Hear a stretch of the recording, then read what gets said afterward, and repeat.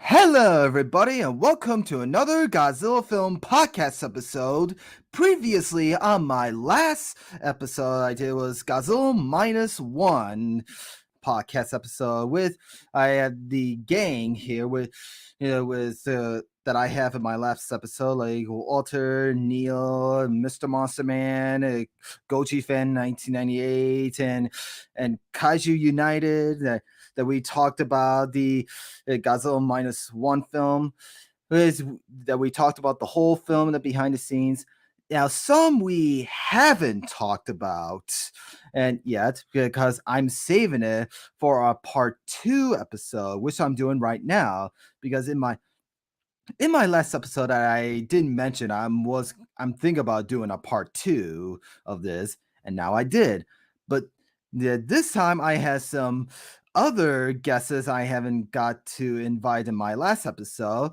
Let's give a big round of applause to Daniel from the Godzilla Novelization Project. Who are you? Is that Elf? Hey, what have you done with Daniel? Yeah, put Daniel on. Okay, then I'll remove you. Anyway, so yes, but let's give a big applause of a round to Nathan from the Monster Island Film Vault. How's it going, Kaiju bro? And how do I get here? Elijah. And I don't know if I'm gonna add this. Gonna make sure that Elf is not gonna be on. Elf? He's gone. Okay. Daniel from the Godzilla Novelization Project. He's here. How you boys been? Wow, he's worse than Jimmy. Nobody is worse than Jimmy. I would rather No, have it is Alf. worse. No And offense, it Danny. looks like we have a guest in the comments said, "Oh, Madison, hi, long time no see."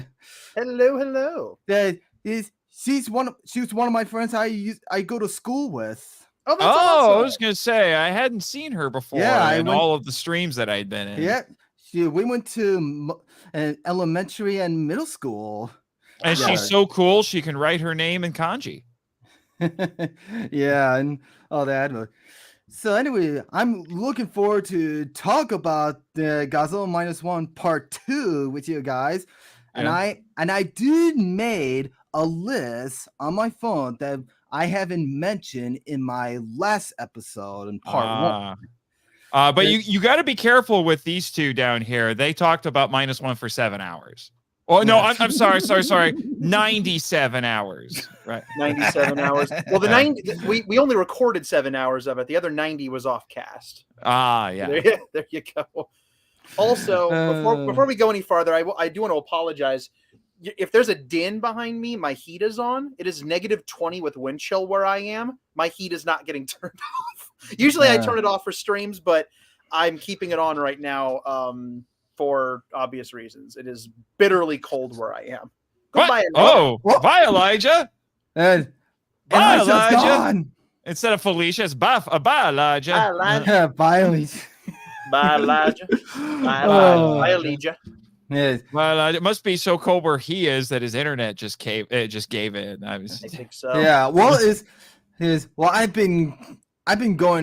been losing my mind for the yesterday because I've been stuck in the house all day because it's below 0 out there, and this weather has been crazy. But anyway, so yeah, let me just send Elijah the link again just in case.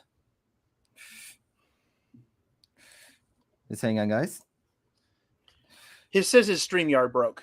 He's His trying to fix it right StreamYard broke. Yep. It's like, oh no, it's the guy who talked about man. just -1 for 77 hours. He's done it enough. Well, I'll tell you. Did you get to the end of that stream, Nate? StreamYard No, I haven't. StreamYard I still haven't gone back. StreamYard murdered it.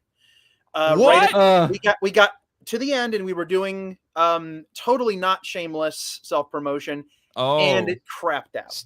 Stealing my shtick. I think this is what's happened. I think StreamYard now hates Elijah. No, I feel like StreamYard and Elijah have perhaps a strained relationship. I don't think they hate each other. I think they're kind of feeling each other out a little bit, trying to figure out what's what. You know, it's one of those situations. It's I don't think there's abject hatred going on yet, but he's fixing it. He's fixing it. Okay. Yeah, but you were.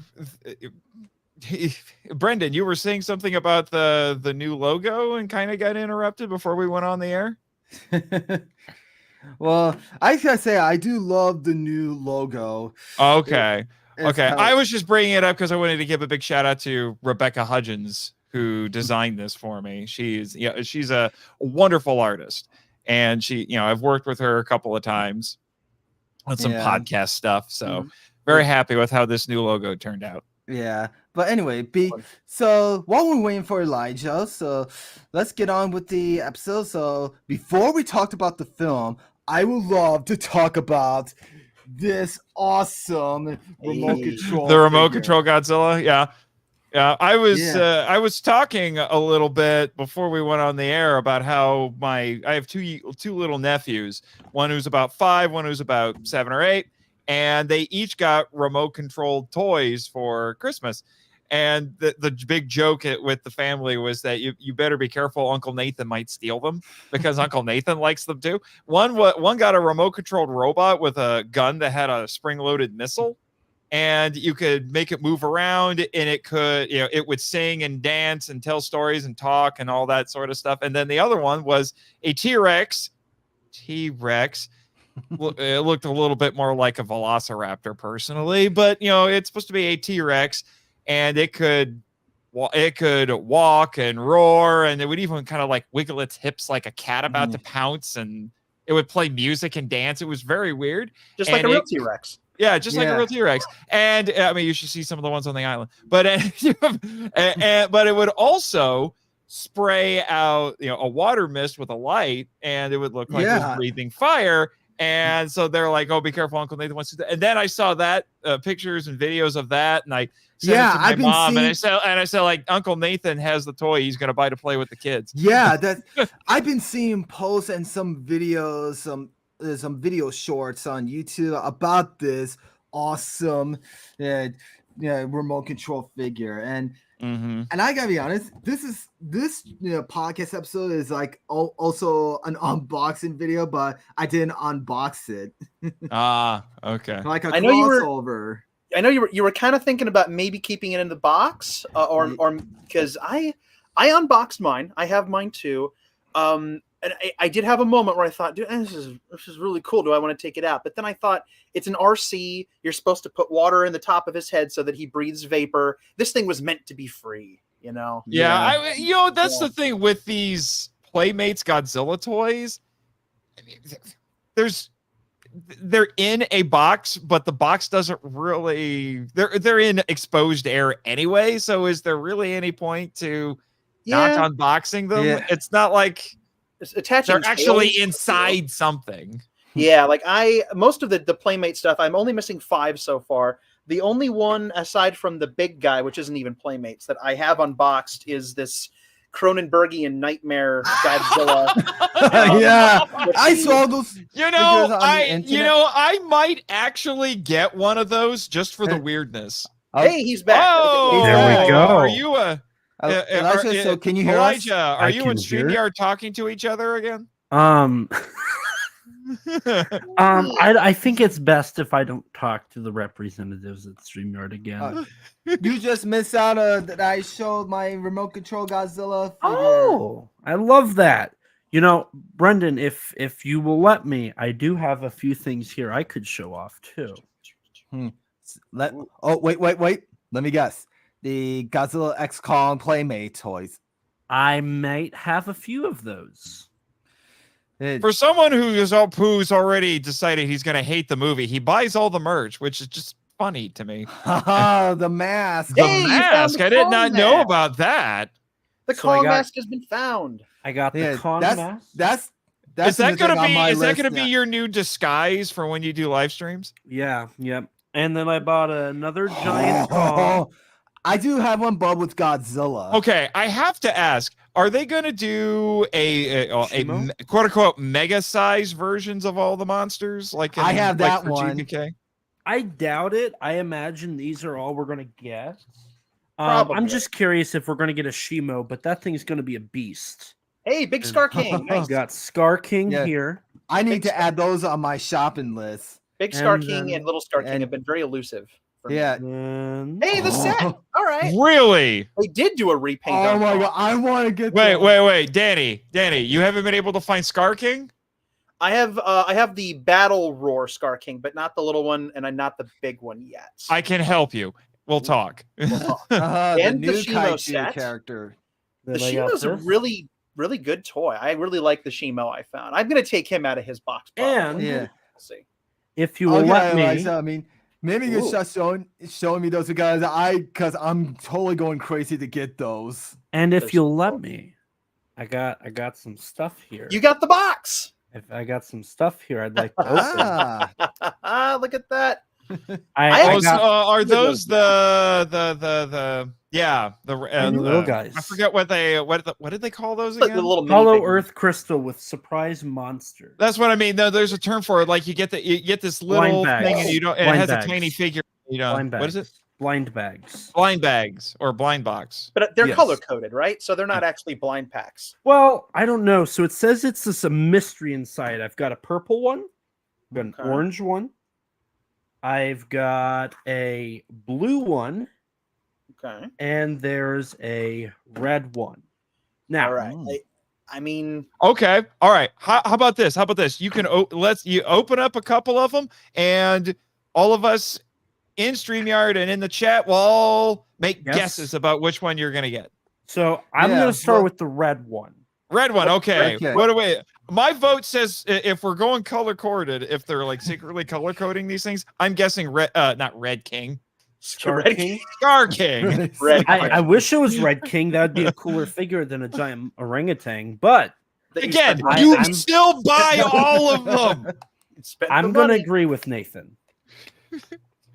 So what about everybody else? I'm guessing Scar King. because we've I'm what are the guessing colors again? Godzilla. We got red, purple, blue, and Orange. orange. Okay. You could just agree with me. I could, but ew, no. Why would I? That's no. I want to beat my own path here, man. I don't want to just agree with people because it's Oh, hey, it's barely discernible. huh. I That's can't. an interesting. I thing. love the crystal encasing. What? I love that. Yeah, Yeah, it that looks looks so suspi- amazing. Oh, I'm Ooh. guessing it's Kong. With That the is- beast no, I glove. still think it's Scar King. I'm pretty sure that's a Kong booty. I'm That trying to thing be- is starting to look suspiciously like multicolor kryptonite. That's Kong with beast glove, yo. Got- Yeah, I it's got- Kong. Yep. Oh, got okay. Tiny Kong. I knew it. Tiny So Kong. Tiny Kong. They come like in these molds. Let me take them out here so you guys can see it. So inside the crystal are these Nature tiny dog. little like molds, kind of Oh. like Han Solo. They Han Soloed these. Oh, minifigures. that's Oh, really they cool. carbonated them. You know what that means? It means I can go get clay and make bootlegs. Boom. Oh No, I'm not gonna do that. So That's there- really some cool. Play-Doh. that Make is some really cool. Play-Doh molds. Play-Doh molds for the kiddos. There you go. I like it. So there's Wait, this Play-Doh one. molds for the godchildren. That's So Yeah. so the red one is Kong. So I've got a Kong. 3 more. I'm gonna start. So I did a warm color. Let's do a cool color. Let's do purple. We're gonna do purple, Purple? next. I'm guessing gonna say Shimu. Godzilla. I'm saying Shimu. She I'm might thinking be a Shimu is Shimo. Is it Shimu or Shimo? Shimo. Is it okay? I'm thinking Shimo is blue. Shimo's feels like blue, but then again, I wouldn't have thought Kong was in red. So I'm starting to. You know what? Do you have more than one red? Because if you open up another red and it's also Kong, then that's a pattern. But if it's not Kong, then we know they're random. Don't we have to have 3 to have a pattern? True. Sure. I'm Twice gonna is a do one of each coincidence. color. Coincidence to each pattern. So I'm gonna do But one I- of each color to see if it is different for each one. Okay. fair enough. Fair enough. So Because which one are you doing next? Purple. purple It's one? purple. Purple. Like I said, Purple. I'm going Godzilla on this one. Purple. Pinkzilla.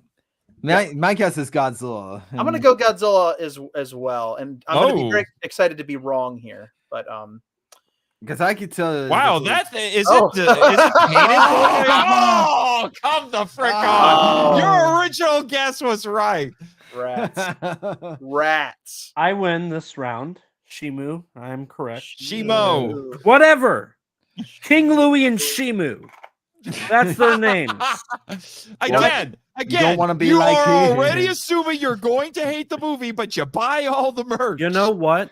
Maybe I'm trying to gaslight myself and say it's going to be an awful movie, and then it turns out to be peak cinema. I don't believe that for a second. Yeah. So orange. I saw. No. Your hatred. Your hatred of the director is such an integral part of your identity that you will not give it up. I'm happy that you've character troped me, Nathan. Thank you. Say. I Nathan is listened nothing to your without a show, character sir. trope. Like So we're all orange. just tropes. To me. Okay. We We're all are. just tropes. So oh, orange. God. Scar King. Orange.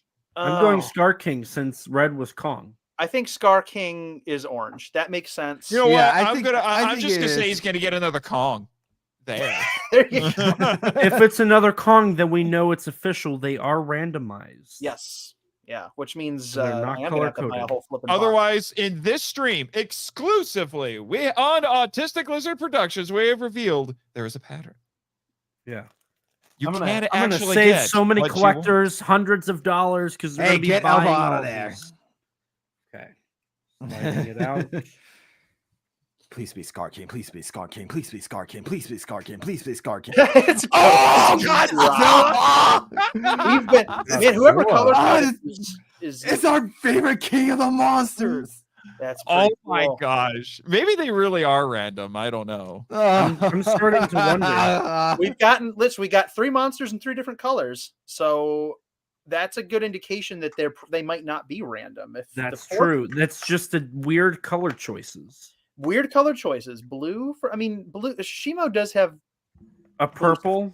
but there's no purple on it really. There's like purple Yeah. accenting on the model that we've seen in the artwork, but we haven't actually seen the dang thing move yet. At the time of this recording, we don't know what Shimo looks like in motion. We've never seen Yeah. it move. Unless there's some kind of leak out there that I haven't seen, which I'm Yeah. not going to watch. Well, anyway. the thing is that at this point, the only information out there about Shimo is that he's basically Scar King's watchdog. Which even I didn't know, so now I know that. Oh, I'm sorry. That's just rumors that I've picked up Okay, on. so Yeah. I'm not a leaker Yeah, well, person. anyway, so yeah. Oh, you got one more? Got to get the last Wait, color, blue. Okay, is this Blue. the last one? So I Yes. guess I'm just gonna say Scar King because Yeah, that's the I'm- only one we I'm- haven't I'm found guessing, yet. or Little Kong, or Oh, There is There no is Little Kong. there is no little Kong. Here's what So all it's is in it? Godzilla, Kong, Scar King, and Shimo. Just those. 4. Shimo. So the only one you haven't gotten is Scar King. So Yes. It's let's got to be see him. if they This really one- are color coordinated. Scar King, Scar King, Scar King. I'll I take hope the They it's- win. they just hope give it's them Scar colors King. that you don't expect. Yeah. I hope it's Scar King, or else I'm gonna have to Open keep them all opening. and until you flip and find I'm one. gonna keep going until I get a Scar King, and then he gets all the way to the last Oh, one. Scar there we King, go. yes! It is Scar Yes! King. Apparently, Yeah! I'm starting to think there is a pattern. Look at his Scar- pose. Look at his pose. He's shiaing. Yeah. Okay, this might be my favorite GXK merch ever. Because since he we looks did like this. he's doing the shade dance. Yes, Yeah. I love that. Oh, that's awesome. That's So that is pretty okay, cool. they are color coded, but they are not color coded to what you would expect. Okay, Hmm. but There is one last thing we could do to test that. You got to open one more. Wait, I thought that was Pick the last any one. color. Pick any color you want and see if it's consistent. okay, if you open up another, oh dang! So it was like do another red one and see if it's Kong. Like it could just Another be red? that simple. Another red. If it's Kong, we have locked it in, and we have world-shattering breaking news that everyone will care about right here, right now. Yeah, On the someone screen. call Kaiju United right now and tell them we got news. Ca- Call Kaiju News outlet and let them know. Hey, Is it Kong? it's not. No, No, it's Scar it's King Scar again. King. They are random. They are. Yeah. Wait a minute. So what you're saying is the fact that we got 4 in a row that were all different was a coinky dink. Wow. Okay. So they are blind packs. Wow. So if you picked that red one first and we guessed Scar King, we all would have gotten it right. Gosh, but that means they are. So I'm just somehow very lucky, and I picked all the right colors. All the right colors, and you got one of each. I'm glad we did this test. There you go. There we go. This is quality content now, right here. So each of these are $6.23. I want to say. There's 7 in a box, so you could spend $45. Kaiju United! Is he in the chat? Is Jacob here? Kaiju United! What up? Thanks, Katagiri. Oh, and he's doing his very best Katagiri impersonation. Yes, there it is. Yes, I'm a nerd. So much of a nerd that you didn't hear me make that joke 5 seconds before you did. Oh. Got him. Got him. Hi, Kaiju United. Welcome. Welcome. Was that all of them, Elijah? I mean, there's more, but I mean, we've confirmed it's not a pattern. We've opened one of each. We've got all of them, so I think we're good to move on. Yeah. So we can get to talking about -1. Godzilla. Yeah, so I -1. have my list here that I didn't talk about in my last episode, part 1. But first, let's get to your experience about the film. What you guys think of it? Why are we laughing? I'm confused. Did I miss something? I'm just sitting here thinking, do we let Elijah go first or last? I go last. I'm going last. I'll pick. I'm going last. Should I do it any meeting? Because Elijah has single-handedly funded the sequel. I have. So I'm going last. Okay, fair enough. Let's start. Let's start with Nathan here. Oh, me? Okay. Yeah, I've probably seen it the fewest times out of anybody here. I've only seen it 3 only. Yeah, well, but I did see it in IMAX, and then I saw it with a certain knucklehead who shall remain nameless in 4DX, which that was amusing because in fact, Rebecca Hudgens, who did my new logo that you see here, she and her brother joined us to see it in 4DX, and she had no clue what she was getting herself. None of us really knew what we were getting ourselves into. So she's sitting on my right with a big old bag of popcorn, and for those who don't know, it's called 4DX because what these theaters do is that if, say, there's gunfire or an explosion in the movie, they have strobe lights that will flash. And if there's fog or water or something in it, that they will spray water mist into it, or they'll fill it with smoke from a smoke machine or something like that. The crazy part that they do is the seats will shake. Wow.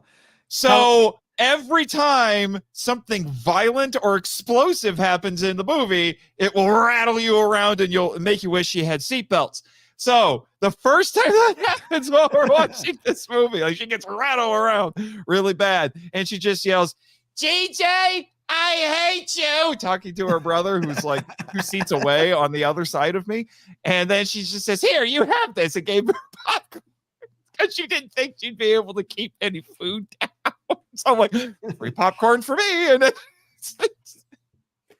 I feel like you were sitting right next to somebody you really enjoy sitting next to.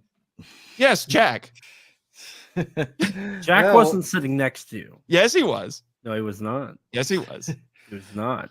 Yes, he was. There was a knucklehead 2 seats away from me sitting next to Jack. Yes. Oh, well, that is a very interesting sharing your experience that you saw, Nathan. And so you only saw it one time or a few times? 3 times. I saw it once in IMAX, once in 4DX, and then I did see it once at a regular screening, and I dragged my friend Joe to see it. I talked him into it. Because I'm like, trust me when I say, I don't just say this as a fan. This is an amazing movie. You need to see it. He threatened well, to break his kneecaps. Too didn't bad you? that my local IMAX theater, my local movie theater, doesn't have the 4DX. There aren't very many, and honestly, I mean, yeah, there's one on the island, but I don't know where they're. I don't know if my whole state of Indiana even has one. Indiana's got to, got to pick up their game here a little bit. Yeah, They've they've upgraded to IMAX theaters. There are IMAX theaters. I don't know about 4DX. There you go. Well, I already shared my experience about this film from my last episode I did. I saw one time by myself and the second time with my cousins. Oh, you didn't take the girlfriend? Yeah, I wish I could, but she's not really into Japanese language with English subtitles. Oh, that's unfortunate. Yeah. Although I'm a little surprised there isn't a dub for this. There's a German dub, right, Elijah? There's a German dub, but there isn't an English. There's a German dub that's edited out 10 minutes worth of footage. Yeah, so it's an entire cut that's different. Well, let's save that for later after the experience. I mean, so I have two people left who didn't tell me what their experience of seeing this movie. It is eeny, meeny, miny, mo, catch up with time, so blah, blah, blah, blah, blah, blah. Daniel! Anyway, I'm just pointing it. I'm just trying to ET here. Hey, good joke, me. Ready for the bad jokes? Here they come. It's me, so you're gonna get them. Well, that joke earns you a -1. Oh no! There you go. Or would you rather have one of those? I got both. This is the end. Okay. I got nothing. I got nothing to retort that. That was perfection. That was comedy brilliance. Okay, so my experience. Honestly, Danny, after all of that, I think it's more of a minus color. Oh. Well, now you're just showing off. That is the thing on my list. I'm gonna stay this way, actually. Yeah. So Daniel, finish what you were saying. Yeah. My story. So I got to do one of the early screenings, one of the day or two early fan event screenings. There are no in IMAX. Not in IMAX. My local really? theater, because so I'll back up a little bit. I have a couple of theaters within relatively close driving range of me, and then the closest IMAX screen to me is about an hour in a pinch. Elijah's in his noir phase. Yes, all we need is like rain coming down in front, like dribbling. Something exploded. Oh man! Oh wow! Wait, how did you do that? He's magic. Elijah minus color. It is the magic of filmmaking. Everyone. Yeah. What was the name of your remind me, Elijah? What was the name of your short film again? Which one?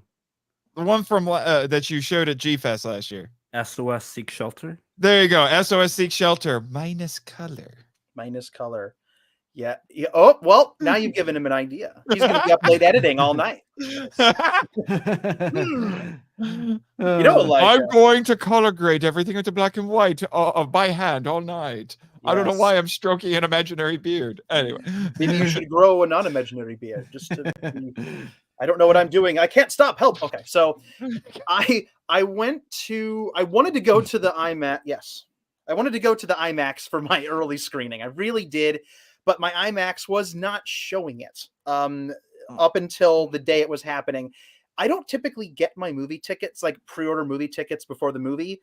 Where I am, it's just not worth it to pay the convenience fee online, the little extra money, when I could just go in, buy a ticket, go in and watch my movie. Like that's typically what I haven't pre-ordered a ticket online in years. And I did it for this one. I wanted a seat, but when I went to go to look what theaters were showing the early access fan screening. I can talk, I swear. The IMAX was not, I know, doubtful. The IMAX screen was not showing it when I pre-ordered the ticket. bummer. But my local theater, which is like 15 minutes down the road from me, has an XD Extreme Dolby Cinema built in. And Extreme. yeah, basically extreme. It was really extreme. It was good, and it's basically an IMAX. It's almost an IMAX screen. So I thought that's good enough. A couple days until the screening. I happened to check online to see when some other IMAX screenings are going to be kicking in. They have added the early access fan screening to the IMAX screen, and I've already got my ticket for the DX, and I'm like, you know what, it's fine. I'm not going to cancel this one and go to the other one. I got a good seat. I'll see it in IMAX eventually. So that whole day, I'm sitting in my office, staring out the window. This is why your coworkers make jokes about you and Godzilla. This is they also do that because I have toys at my desk. Yes, what a great figure that is. I really do need to get him. But finally, and I'm not one of those people that watches the clock at my job. I genuinely love I write for a living. I love my job. I get to be creative and write for a living. So I don't hate my job, and I don't stare at the clock. But that day I was staring at the clock, and the clock finally rolled around. I drove to the theater, got there like an hour early, like ridiculously early. I didn't know if they'd have anything there. I was hoping maybe they'd have some of the posters, but the posters were just for the IMAX screenings, and the IMAX didn't even get those in. So I went in, and I had this cool moment where I walked into the theater, the actual auditorium, huge room, giant screen, and like I said, it's basically an IMAX screen. And it was completely empty, and I just stood in there, and I turned toward this giant screen, and I turned around and looked at the seats, and it was like this calm before the storm kind of a moment where I thought, like, we're here. We're finally here. I'm like, in an hour, I'm going to be sitting here. The room's going to be full, and something really special is going to happen. Did you cry? During the movie? Hell yeah, I cried. No, I'm talking about in that moment. No, in that moment, no, but I was smiling like an idiot because it felt really cool, because this movie got announced November 2022. And it just was amazing that, like, when you're in that moment, you think, oh, another year. I have to wait a whole year. And now it's here. And it's such a big moment. You know, I've been waiting for Takashi Yamazaki to direct a Godzilla film since like 13, 14. So I've been waiting for that. Obviously, when more specifics about the film came out, I just got more and more excited. There were a lot of reasons why that moment felt really special. The fact that the Toho was putting this in theaters themselves with no middleman, it was just a big moment. It was a big night.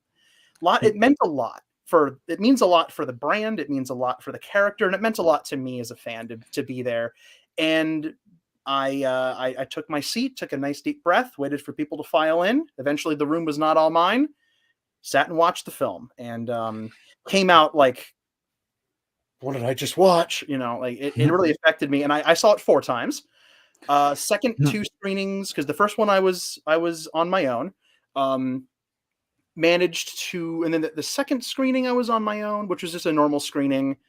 I got my brother to see it with me for the third screening, which was also standard format. And then my mom, bless her, treated me to the IMAX screening. She said, "Have you seen an IMAX yet?" And I said, "No." And she said, "You want to go?" And I said, "Absolutely." And I'm like, and my mom hasn't asked to watch a Godzilla movie with me since I was like 9. So I got to do this. I forgot how cool your mom is. Oh man, my mom is the coolest. My mom is the coolest. I love her to death. She's not mom. She's lovely. She's not a fan of this stuff, bless her heart, but she has never not indulged me and supported my weird obsession with this stuff. She's a good cheerleader to have in your corner, just in general in life. I love my mom to death, and it meant a lot. And she came out and she liked it. She liked the movie. She loved it. And I've been meaning to go back and see it a 5th time, but it hasn't lined up. And it's been a bunch of stuff, and I might maybe try it. Most of the theaters around me have stopped showing it. I'm hoping maybe I can sneak one in, but if nothing else, in a week in a pinch, the black and white version is going to be opening, and I'm obviously seeing that. So I'll have 6 or 7 screenings. I did hear they're gonna re-release this film in U.S. theaters in black and white. The minus color version is coming to the United States. It was announced, was revealed yesterday, but officially announced today. Pretty cool. Well, let's get to that later, but we have the last person on here. Well, Daniel, thank you for so much sharing your experience about this film, and I would like to meet your mom today. She sounds like a sweetheart, and she's lovely. If I don't know if she'll be tagging along for G-Fest this year. Sometimes she drives up. Like a couple of years ago, I did some panels, and she drove the 5 or 6 hours just to see me do some panels on Sunday, and then drove home. Panels. I wish. Yeah. If that intersects, then you might get to meet her. Hey, I hope I get a panel someday at G-Fest. I mean, and by the way, have you submitted the one that you were thinking about submitting? Yes, I did. I just signed up, and well, I'm not sure. Yes. Okay. Well, it hasn't been confirmed what's been accepted at the con. No, I haven't heard anything. Yeah, but we won't hear anything for a few months. But yeah. But anyway, if you submitted it, you might have a chance at getting your panel in. I'm glad you got it in. I'm really glad that you submitted it. Yeah, I'm looking forward to do this. I mean, but maybe. But anyway, like, and by the way, my mom, she's not a fan of me buying Godzilla merchandise and figures. Oh, I'm sorry. No? Yeah. But you know, moms are. I mean, but anyway, so we have the last person that I haven't share his experience with is Elijah. Elijah Noir. Hi. Tell us what you think of this film and share your experience about it. Arega Gojira? Yes, the answer is yes, by the way. It is. It definitely is. So, and I'm staying black and white for the rest of the day. I would hope so, sir. I would hope so. So, oh boy. I love this. I've heard this and I love it, and it's so good. It's okay. So if we're going, just my viewing experience. Well, we're gonna keep it to the last 3 months of my life, literally. So when we got the announcement for the US release dates, I jumped on ordering tickets immediately. I found a place that was showing it in IMAX for the fan event screening, and I found a place that was showing it in Dolby for the fan event screening. Now, this was when we thought it was only going to be in theaters for a week. Well, we all thought it was going to be, but days. So I was like, okay, I have to see it in as many formats as possible within a week's time span. So I took a week off work to do this. And I made it very clear that I was not going to be available that whole week. So I got tickets for an IMAX showing at 5:30 on November 27th. And then I got tickets to see it in Dolby at 8:30 November 27th at a completely different theater 30 minutes away. Okay, so the day prior, now keep in mind I had a trip to Nashville the same week as -1. So I had the plan, so I was going to go see -1, and then I was going to stay up all night, get on my flight to Nashville, fly out, and I'll get to the rest of the story. So I packed the day before.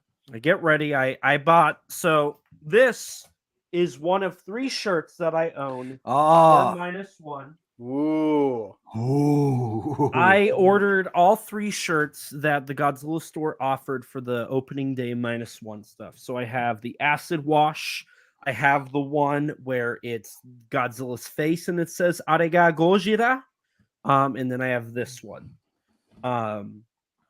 I also bought the acid wash for my best friend Rex. That was one of his birthday, graduation, Christmas gifts. Was that -1 shirt.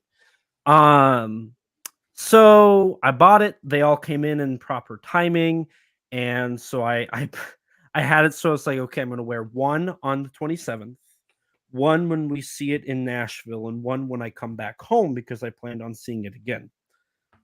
I had it all planned out. It was all planned out.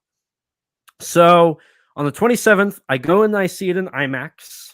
I get the IMAX poster. Yay. So I have that. When I got out of that showing, I called my best friend Rex, also the host of my podcast, and the phone call was me driving. So keep in mind, it's a 2-hour and 5-minute long movie plus 15 minutes worth of credits. So you're looking at like 2.5 hours, right? Right.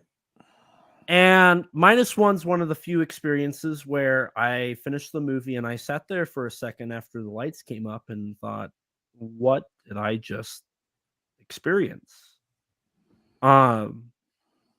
This is on par with The Fabelmans and Oppenheimer. So if you know my opinions on either of those movies, you can already tell where this is going. This is true. So I sit there, I contemplate my life and my life choices, question what truly is cinema. Then I call Rex on my way. So it ends at like 7:45, right? 7:45. And I have 30 minutes to get to the next theater before the showing at 8:30, which is in 45 minutes. And it's like rush hour traffic, and I don't know really where I'm going, but I have to get there. So I get in my car, I call Rex, and I just sit on the phone. And I'm like, this is a masterpiece. And all I could tell Rex was, you need to watch it, which he was seeing it an hour after I got out of my showing. So he was sitting in the theater waiting, and I call him. I'm like, Rex, you are in for an experience. You're in for a treat. So I get off the phone with him. I call my buddies over at Monsters with Attitude, Eric, Adrian, and Joe, and I'm like, you guys, like, this film, you have no idea what's coming. But it's going to send us back to the Stone Age. and they were like, well, we can't wait. So I make it to the theater. I sped there. It was like a 30-minute drive. I made it in 20. And I like got in and I got sat down, and then the lights went down and I watched it in Dolby. Same thought process. I was so flabbergasted. I had no idea what I just watched. It was crazy. After that showing, I came back here to the office, did some stuff, finished my packing, got ready for my flight out to Nashville. I ended up staying awake for 37 hours before passing out. Because you're insane. Well, that, and I couldn't fall asleep at Nashville International Airport with $2,000 worth of recording equipment in my suitcase. As I said, you're insane. You called me that day from the airport, and you were like, Dan, I'm really tired and I can't sleep. And I said, why not? And you said, because I'm at the airport. And I said, oh, did you bring your recording equipment? Yes. Oh, yeah, you can't sleep. Like, Nathan won't be here for 2 hours. I'm going to try to write something. Because you were writing your review. You were going to write your... That's right. Because, so for Kaiju United, great site. Definitely check it out. I got to write the review for it. And prior to that, I wrote something called That Monster Will Never Forgive Us, the director of Godzilla -1, which, not to toot my own horn, but is probably the best and most comprehensive article you could have ever had for the film prior to its release.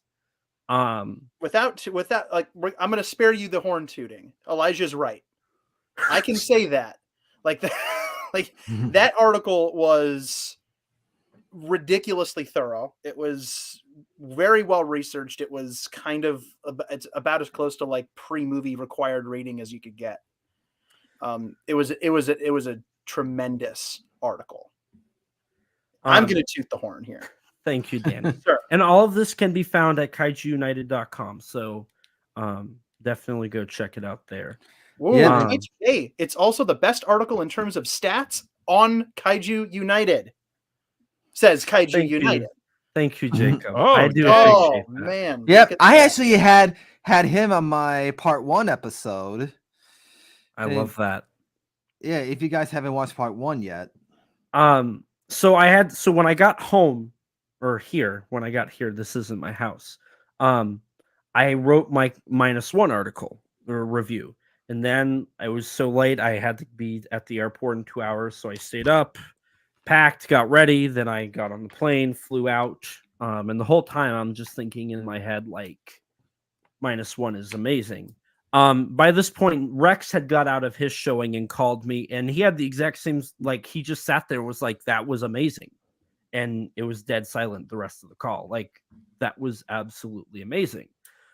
And that's all he could say. Like, we had the same reaction to this film. I got out to Nashville. Nathan picked me up. We got to the Airbnb with Jack and Rebecca. We hung out. I passed out. I passed out. We made the adult decision to let you sleep. Because More like Jack did. Jack came up and said, "I'm not waking him up." Yep. good, because that's what I told you too. I said you need to go back to the hotel and you need to sleep. And Elijah, you looked at me through the phone, but I could feel you looking at me from Tennessee, and you said, but like, I want to hang out. Like, if the guys want to hang out, then I want, like, that's real sweet and all, man. But y'all haven't slept. You have to take care of yourself. If you go to sleep. Yeah, you can't won't wake you podcast up. when you're dead.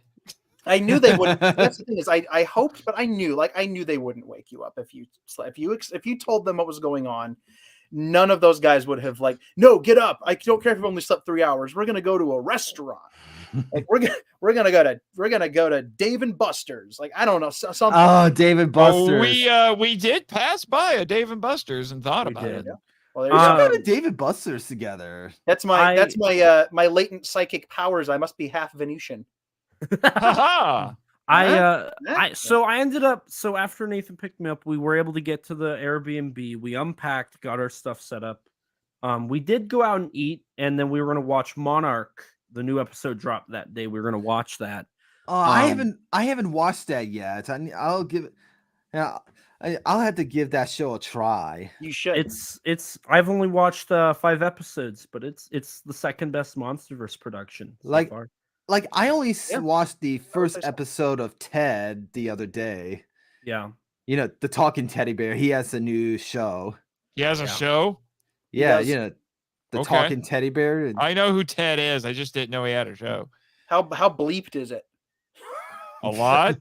It has to be, Probably. right? Like, I haven't seen the Ted movies, but I understand they're not free of their vulgarities. So I'm imagining the show is either has to be very tame or bleeped, or playing on a network where they don't care about language. Well, it's only playing on Peacock, and there's only one episode it's that's on- free. If it's on a streaming service, then they don't care about language. He can do whatever he wants. Anyway, Elijah, your story. So Jack, I think Jack explained it best. It looked like the soul inside my body was gone.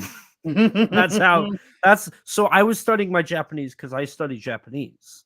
And I passed out while studying my Japanese. And You probably dreamed in Japanese. I probably did. Musuko wa doko da? Yeah. Nani? Hey, look, Nate can speak Japanese too. Nate- Good job, Nathan Nate. can- Well done. There we go. Nailed it. And you still have more. I have way more. Okay, you okay. have a lot more than- Brendan, I'm going to skip to the punchline. He saw this movie about 25 times. So let me keep going. So then Well, thanks for sharing your experience with us, Elijah. Hang on, he's we're not going to get details on everything, but there's more stuff here. it ends up becoming really repetitive. So Yeah. while we were in Nashville, Nathan, Jack, Rebecca, and I, and Jared all went to see Godzilla -1 in 4DX. So that was honestly, I loved that experience. That was the best 4D experience I've ever had. I could not recommend the film enough. And 4DX, specifically 4DX, is absolutely phenomenal. We actually broke our set of seats because we all got like literally Yes, there almost was thrown one out. part. There was one point where our section just didn't work. Because it tossed us so much that we almost all fell out of our seat, and it like had to like reset for a second. But no, that was absolutely phenomenal.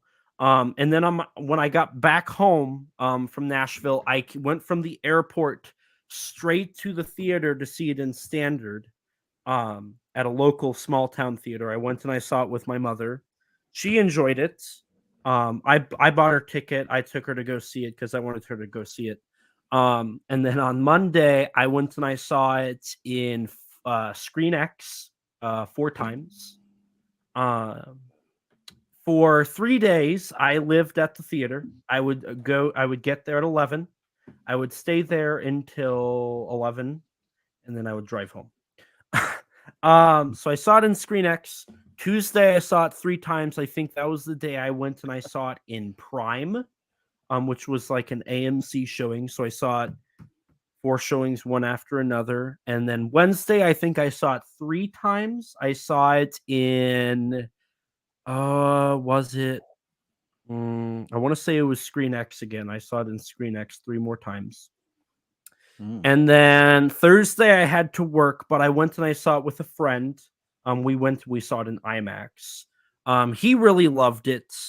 And then on Friday I saw it, I want to say 2 or 3 more times. I ended up I want to say that was the day. Let's see. I saw it again. Saturday, I didn't watch it. Sunday, I saw it again. Monday, I saw it again.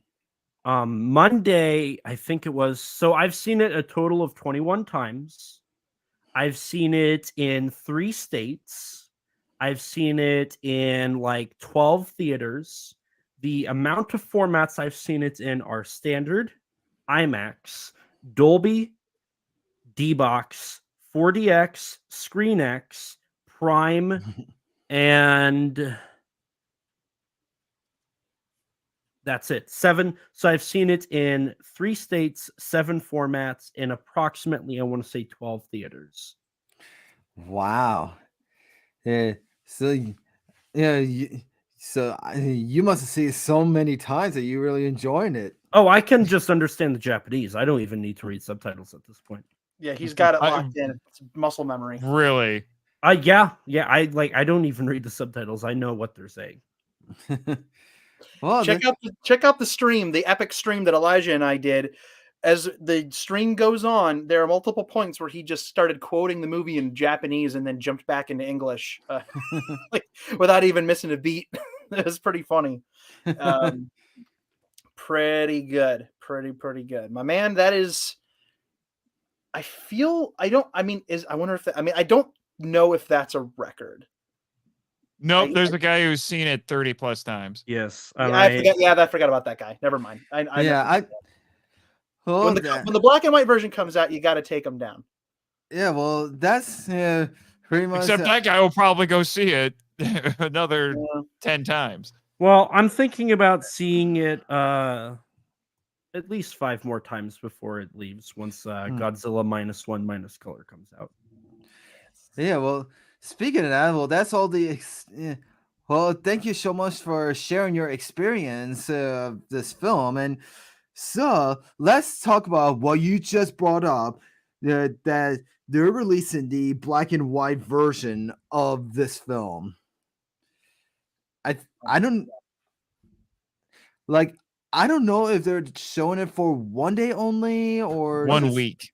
It is the grandiose finale to its US showings. It is going to be in theaters for 1 week starting on the 26th of January. It runs for 7 days, and after it concludes, Godzilla -1 will be officially out of theaters. But it'll end up having like a 61-day theater run, which is actually a standard theater run. And there are countries it hasn't opened in yet either that are going to be getting it throughout the rest of the year. So throughout the rest of the year, you will see that box office number continue to go up. Not Yeah. from the US, unless there are special events or something like that. But the fact that G-Fest. G-Fest probably get it. Maybe. I mean, I don't want to just assume that. I hope so. It would come on. I mean, I don't see why they wouldn't. But G-Fest has done some odd movie things before, so we can't say. But they've gotten all the last few. Like, they've been able to wrangle them, so I don't see why that would be a problem. But we'll see.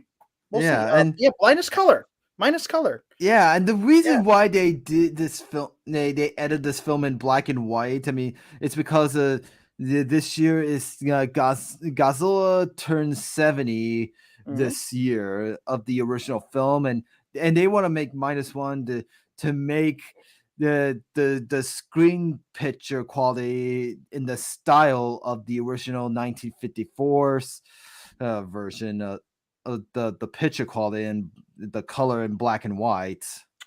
Yeah, which they did for Shin as well. Yes, but Really? no. Not in the same way. There are some differences. So I know there's differences. I'm just saying that they it's not the first time they've done it. So Shin Godzilla Ortho was quite literally what I just did. They just turned the saturation down, adjusted the gamma and the contrast, and called it good. That's all I did to make myself black and white here. But that's what they did for Shin Godzilla Ortho. For Godzilla -1, the plan was to always do it in black and white. They always had planned on doing a black and white second run because they hinted at it on Godzilla Day shortly after the Shin Godzilla Ortho showings happened. So what they did was, when they were producing it, they had it in their mind that they were going to matte the film in black and white, adjust the contrast and whatnot, add film grain to it, and completely do all of the CGI with a film grain over each element to create a more naturalized looking black and white film. Yeah, because black and white, the thing about black and white cinema that people, a lot of people don't understand now, especially nowadays, when black and white film hasn't been in vogue for decades in a mass market way, and B, it's very easy to take your phone and put a black and white filter on something, is that black and white, pardon me, when black and white films were made, they were designed in set for black and white film stock.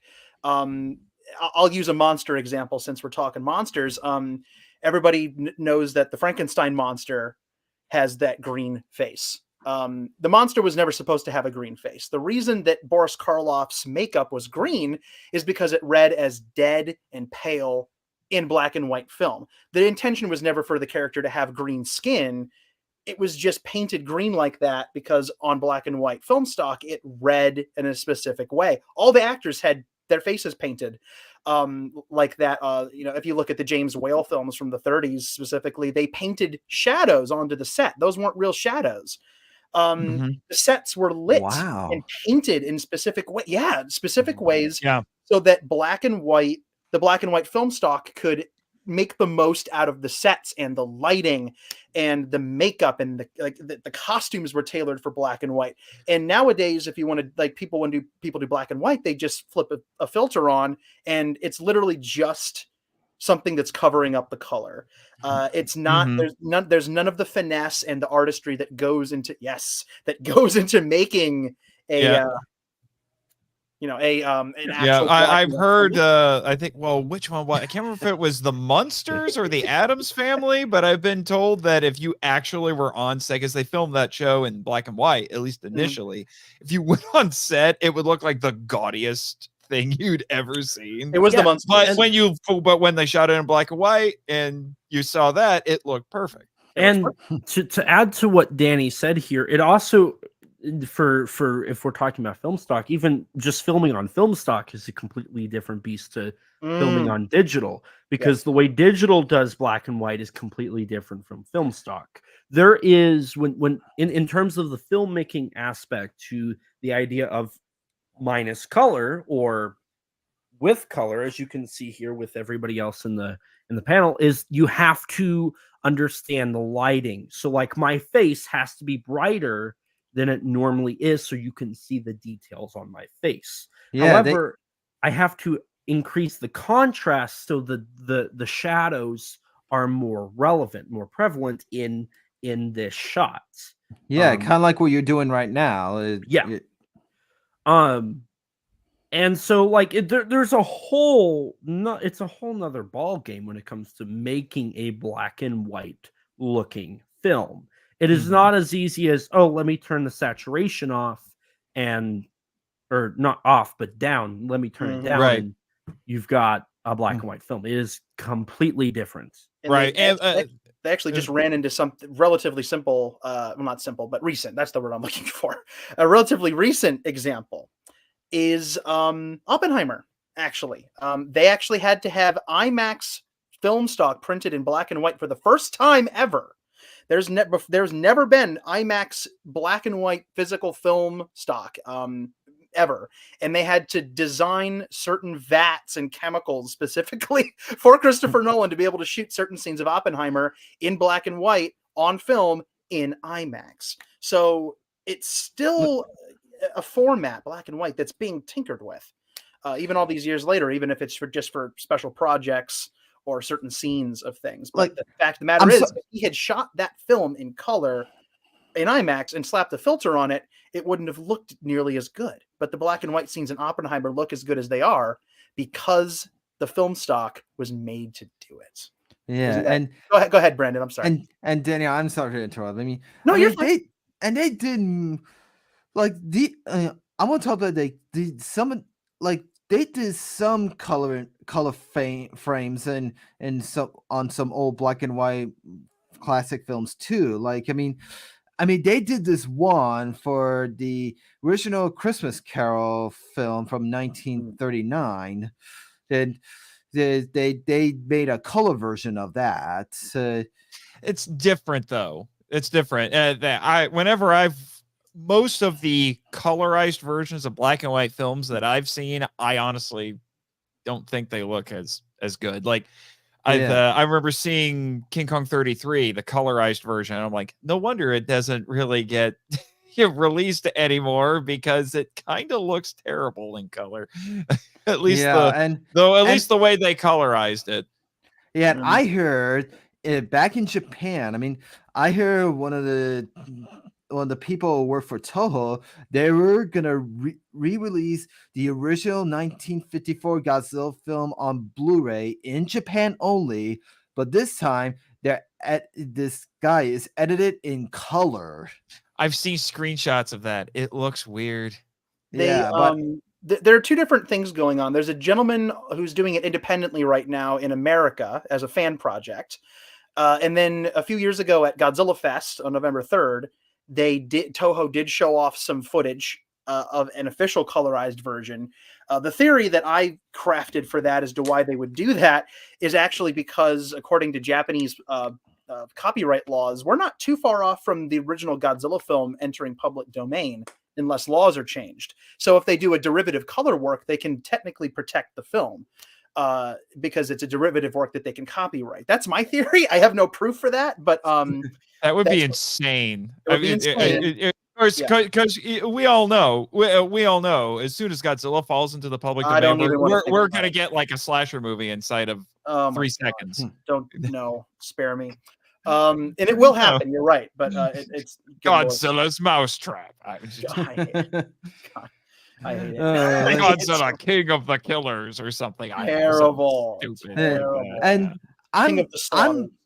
I am thinking about seeing this film again next week since it's releasing in black and white. It depends on my work schedule. Mm-hmm. Yeah, I don't know what Elijah. Do you have off the top of your head know what the screening is going to look like? Is it going to be playing standard style and multiple times every day? As far as I'm aware, the way it's going to work is AMC, Cinemark, and local theaters are going to get it.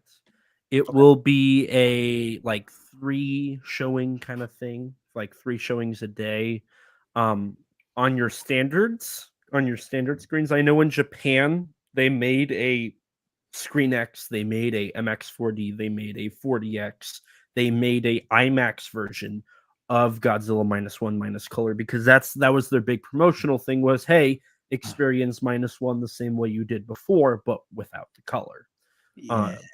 So Yeah. that's how they're doing it. We're not gonna get that, as Mm. far as I'm aware.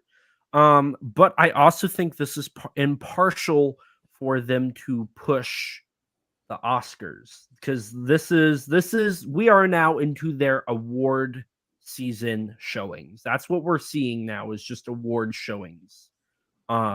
That's why the film has continued to be shown this long, is simply because now it's the for your consideration showings.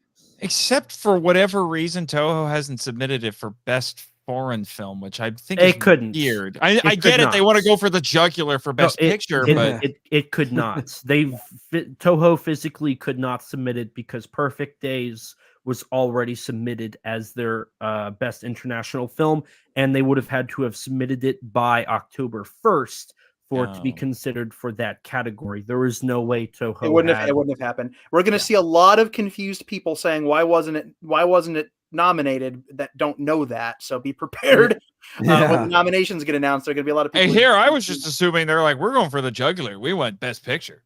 No, Well, they are up for best picture nominations. They are gunning for the effects nomination. They will probably get effects, considering it has won so many awards so far for effects, wherever it's been nominated. There is a slight chance it could take home visual effects. I'm thinking. Okay, I'm going to be honest 2015. with you. I think the Oscars are a farce anymore. But if -1 not only gets nominated but wins the Oscar for best visual effects, that will embarrass Hollywood so much. Like that will be second only to winning best picture. And The Oscars are a farce until something you care about gets a nomination. Yep, I was about to say that. I want to Thank talk you, about Danny. the Thank you. CGI design effects. I mean, because it says it on my list. Like, now the visual effects and Godzilla design. I mean, of course they don't do rubber suit mation anymore, and now they're using CGI. I mean, They are? Of Godzilla. Same thing with Shin Godzilla. I mean, I gotta say, I mean, I know some Japanese films or kaiju films of their CGI effects doesn't look as good as they do. Excuse me. Okay, I mean, so anyway, tell us how you really feel. I mean, I know some old kaiju Japanese films, CGI effects of those. I mean, doesn't look as good. I mean, because of they use cheap money of it. I mean, but I know Shin Godzilla it did an amazing job with the effects. But for Godzilla -1, the CGI effects design of this Godzilla looks like American CGI look. Mhm. Yeah, because I mean they really captured the design. This is actually something that I've wondered about a little bit, but I haven't been able to figure it out or not. Was -1 mocapped or was it straight keyframing? It was straight keyframing. Yamazaki. I'm sorry. Go ahead. No, go ahead.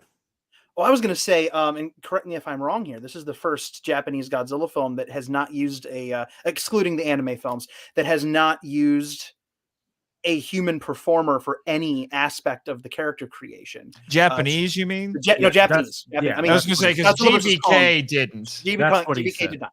GBK did not. But I'm talking just Japanese here, because Shin did. Mansai Nomura played the character in motion capture. Yep. And then obviously before that we had suits.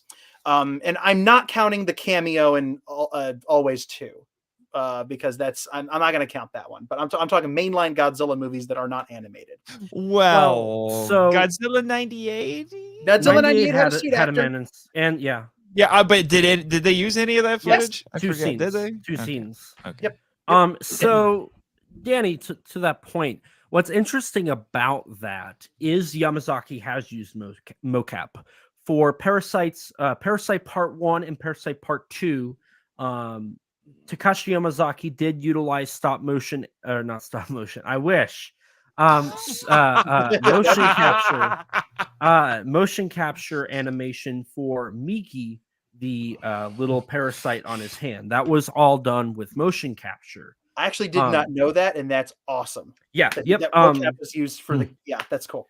And while on set, they would also the motion capture actor also did the voice for Migi. And they would play his voice on set while he was supposed to be talking, because it's his hand talking. So they would play his voice over the speaker while they filmed, so they could act to it.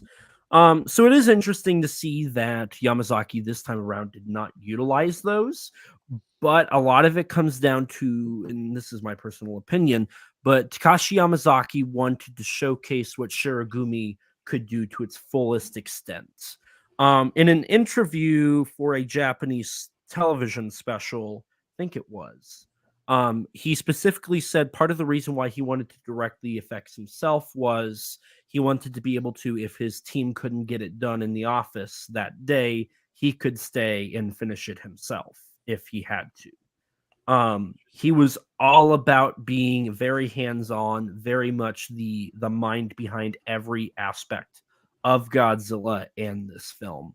So he, I think, wanted to showcase what Shirogumi could do, and so he could personally work on it and make what has been in his head for 60, as of this year, will be 6 decades, I would say.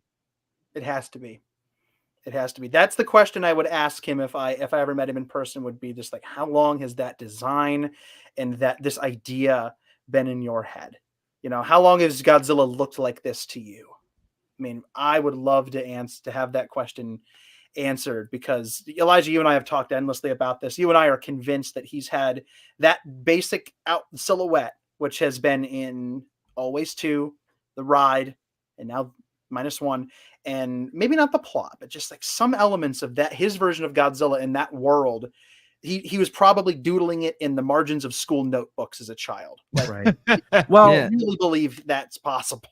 We know for a fact that at least since 2009, Yamazaki has always had it in his head that Godzilla belongs in the Showa era. We know for a fact, for at least over a decade, Yamazaki has had that opinion, but that has to be something that he learned back in the 60s when he went to see Godzilla movies in the theaters, because for him, nostalgia is a huge thing. He has talked on great lengths about how important nostalgia is to him and how it impacts him as a filmmaker. And for him, being able to think back to his childhood, something that is very much important to his childhood is he grew up in the Showa era. He grew up as a kid. He was the age Ichiro was, basically, when All Monsters Attack came out. He was that kid, right? Yeah. So for him, Godzilla is the Showa era. That was what encompassed his childhood, right? Like for me, I grew up on the Showa era. Godzilla for me will always be the Showa era. It doesn't matter how much I love the 1991 design. It doesn't matter how much Final Wars is important to me, because if it's relevance to my life, Godzilla for me will always be the Showa era. And Yamazaki, that's the same thing. That is what his nostalgia tells him, is it is from the Showa era. That's what he loves. 54 and Ghidorah the Three-Headed Monster are 2 of his favorite films. The dude followed his bliss. He followed his bliss, and it took him to where he is now. Amazing. Brendan, do you have any more questions? Well, I can say the Godzilla designer for this is made by the same guy who did the Godzilla the Ride and the 2007 film from the beginning of it. Always Sunset on Ghost. 3rd Street. Yeah, too. I think I did mention that in my previous episode and all that, and I know in my previous episode I did talk about his pre-radiation and all that. I mean, the proto Godzilla. That's what a lot of people have been calling it. Odo Island Godzilla. Odo Island Godzilla, not Godzillasaurus. Well, I'm still going to call him Godzilla source. if we go based off of the Not Godzilla novelization, 98. if we go based off of the novelization, he is just called Gojira, Yeah. just in kanji and not katakana. Yeah. And that's why whenever the toy was first leaked out, it was like mistranslating it and all that because so it was- funny. Everyone was I looking for kind more. of love that. I almost wonder if they did that on purpose just to muck with people. No, I am pretty sure they did that because the kanji thing was the reason it was translating weird is because people here in the United States weren't translating it as kanji. They were translating it as katakana. So you were getting weird names that weren't Godzilla because the Bandai toy literally has the appropriate name, Gojira, Infant Island version. Odo Island. Did I say Infant Island? Dear God! All right, Wow. You got to give me your kaiju nerd card. I misspoke. I'm keeping my card, sir. Man, I'm tired. Well, okay. I suppose that's true. The littlest tired? Okay, gatekeeper well, has to good make night that then. decision. Oh, Das Boot. I'm just Jeez. messing with you. At least I didn't say Solgal Island. Jeez, come on. I prefer Devil's Island. myself. Devil's Island, Lecce Island. Oh gosh. Monster Island, Monster Ogasawara Monster Island, Island. Yeah, Monsterland. the many monster islands. There are so many monster islands. What's the island from Terror of Mechagodzilla that they go to? Hold up. Hang on. Search. I'm watching the movie in my brain. I am. I think it wasn't Ogasawara. No, it's not Ogasawara. Terror Mecha. No. It's the No, island it with Bufune's house on it. I just can't remember. Yeah. Oh, for crying out loud! It's gone. Well, I got another thing to talk about on my list here. And I've been seeing this post about as like a rumor that will this film ever release on Blu-ray in US? Of course it will. Yeah, but of course it will. Donnie Donnie, who's got an official Godzilla story coming out soon. Donnie Winter. I heard. Holy cow! I gotta say, congrats. Yeah, I'm only a little Donnie jealous.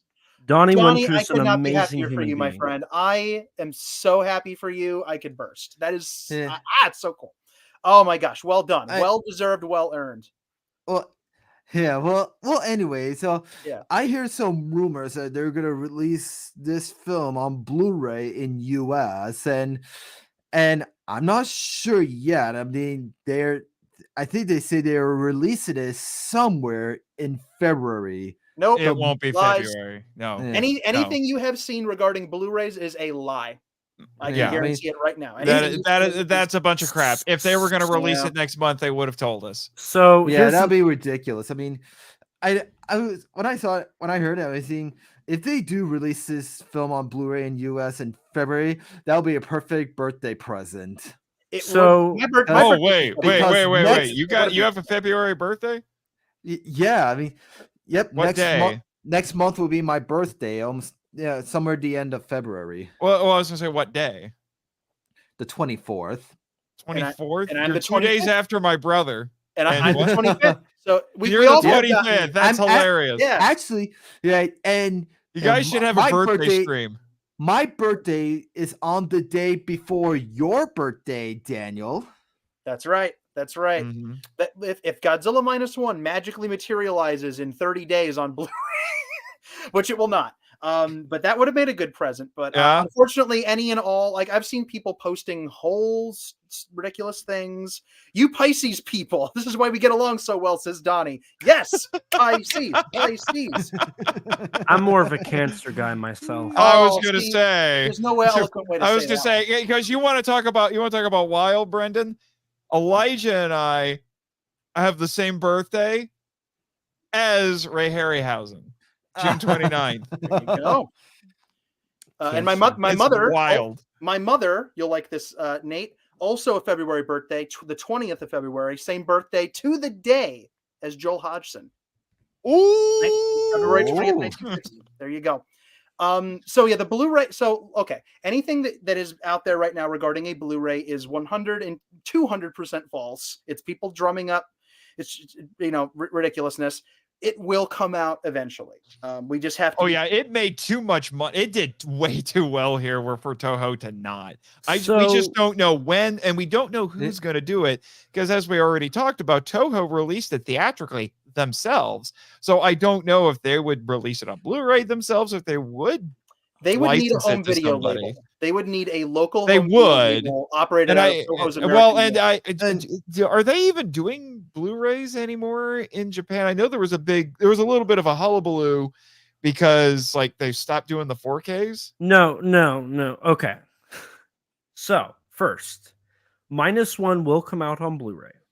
However, it is not going to be for a long time. The typical release window for a Japanese film, Shin Kamen Rider, which came out last March, has yet to get a Blu-ray. Which is just I don't understand that. Well, I'll tell you why. I've already seen bootlegs showing up on eBay.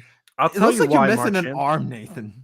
I'll tell you what, Nathan. It's because the movie bombed. Yeah, I know. The movie absolutely bombed.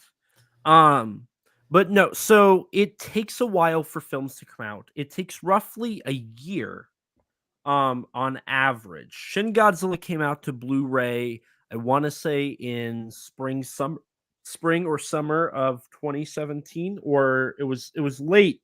It was late 2016, early 2017 when it came out to Blu-ray. Oh yeah, you're 4K talking about and Shin DVD. Godzilla? Yes, for the Japanese release. And then it took another like 6 months for it to come out. I want to say, did it come out in October of 2017? That sounds right. I think October 7th. Shin Godzilla released on Blu-ray on August 1st. Did it? August 1st? That sounds. Yeah, I remember. Right. I have a good memory. Right. That sounds right. I was going to say I would trust your memory on this one. So it was roughly. Me, guys, I know. I got a really good memory of it.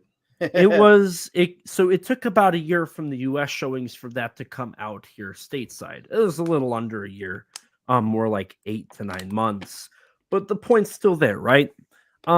So considering the fact that -1 is not ending its theatrical showings until early February, and as of right now, it is about to beat Shin Godzilla for the longest Godzilla movie in the top 10.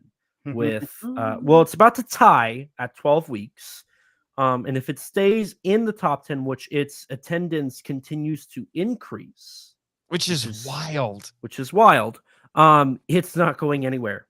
Shin Godzilla stayed in theaters in Japan for a third of the year. It was like 150 to 180 days it was in theaters. -1 is tracking to probably follow something similar, though it will definitely come up short when it comes to its final box office and final attendance. But -1 will come out to Blu-ray in 4K and DVD in Japan. I 100%. Guarantee you a DVD, or I don't even guarantee you a DVD. I guarantee you a Blu-ray will come out to America. Your 3 highest potential distributors are going to be Toho through MVD, the largest small wide release label you can get your films attached through. SRS Cinema goes through them. Unearthed Films goes through them, and that gets them into a lot of retail. It gets to the stores like your Walmarts and things like that. Walmart, Amazon, Best Buy, Target are all use MVD. So that's one of your high likelihood ones if Toho wants to go the independent route. If Toho wants to license it, Viz Pictures is very much a company that has acquired some of their films. I would put Crunchyroll, the artist formerly known as Funimation, but I don't think they're really in that game anymore. And they would just do a stream. Yeah, and I think the only reason they jumped at Shin Godzilla is because of Anno. No, that's obvious anime connections, and while Yamazaki has worked on anime and anime adaptations, he's not quite the name in the anime sphere that Anno is. So that you say that, but Funimation around the time was doing a ton of live action stuff. They did the Parasite duology, which was a manga before it became live action. They did the live action And it has the adaptations of- anime. And, The animation came out after the movie. well, yeah, but people, but their audience would have known it through the anime.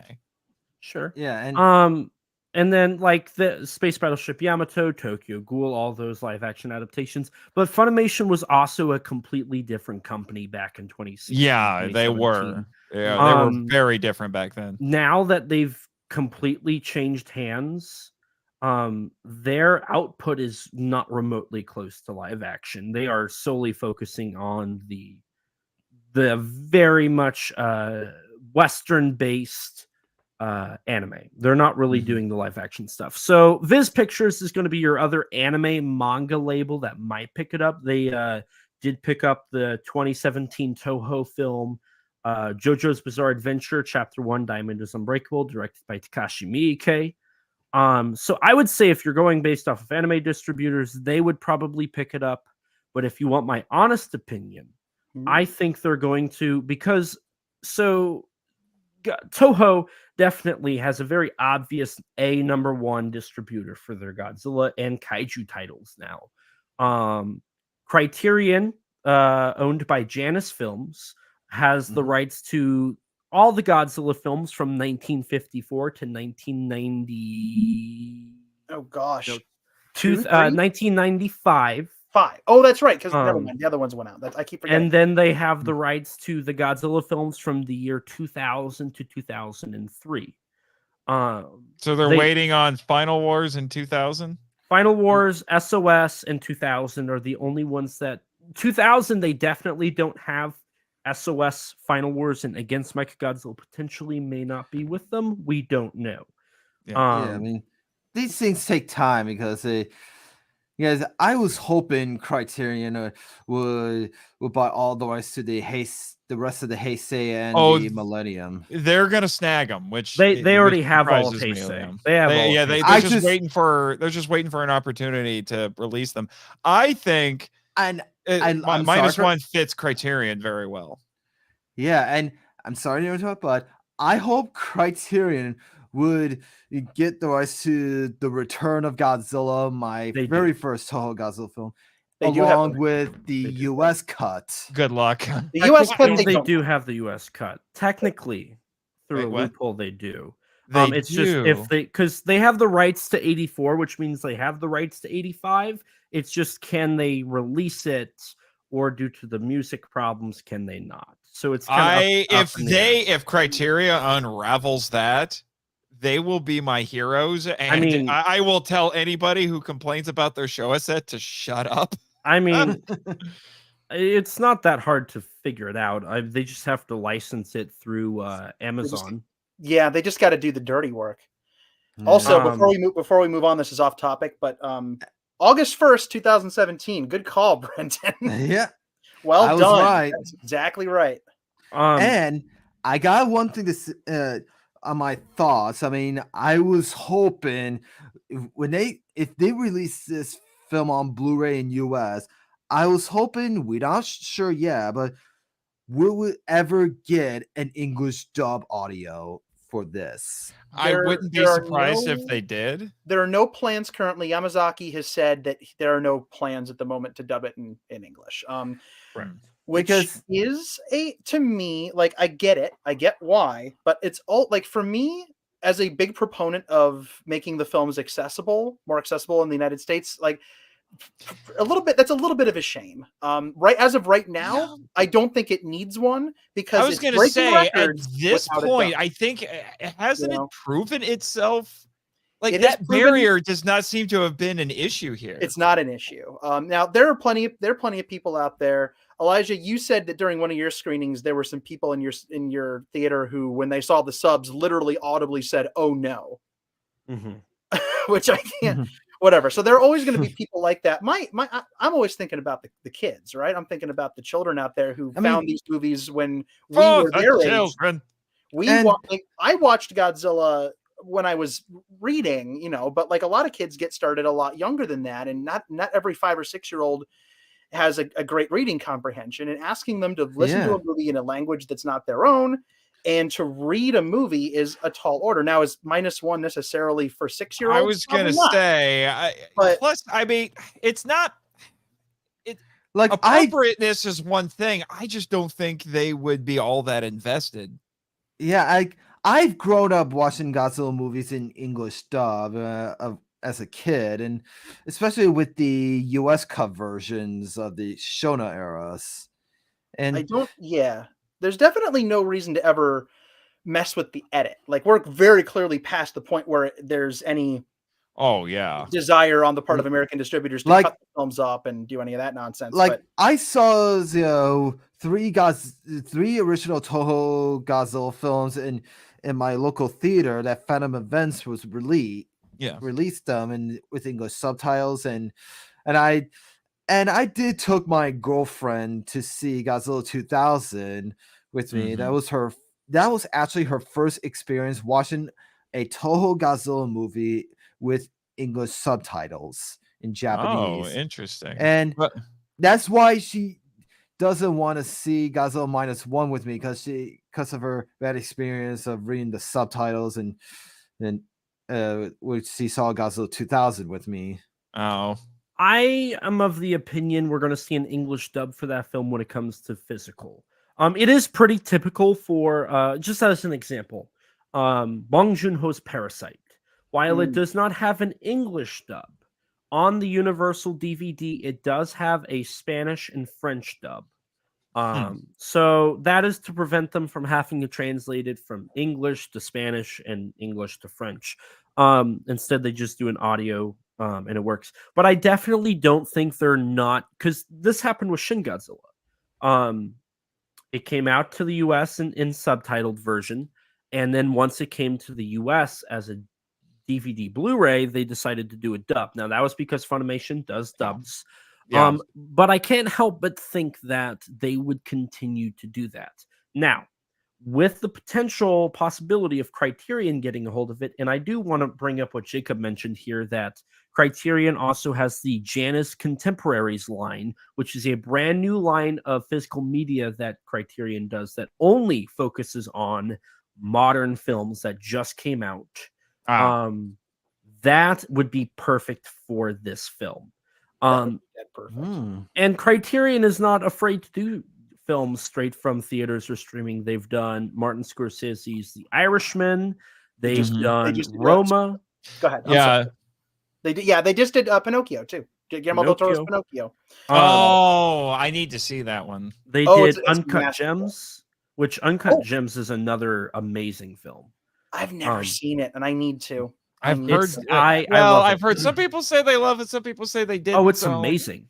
I'm more willing to take your opinion on it than a lot of other people. But I loved it. I can say that film was amazing. So I definitely see if Criterion releases it, does that also solve the streaming distributor as well? Because they would probably put it out on their streaming service, which would then get funneled out to a couple of different, at least HBO Max. I would. It would guess. go to Max. So it'd be Criterion's Criterion channel and Max. Tubi. And then they probably would get it to Amazon Prime, YouTube, Google Play, and maybe Shout Factory. Shout Factory. I'm only bringing it up for those who care, because I don't. Physical media will always be superior. Here's something to also keep in mind, Nathan. In terms of that stuff, the fact that Criterion has been so willing to work with other streaming companies, you can now watch 13 of the 15 Godzilla movies for free on YouTube, on Tubi, on Tokusatsu, on Pluto TV, all for free. It's wild. That's amazing. And in terms of distribution, how many, that opens the door for everybody to be able to watch Godzilla. What are the two that aren't included? Is it King Kong versus Godzilla?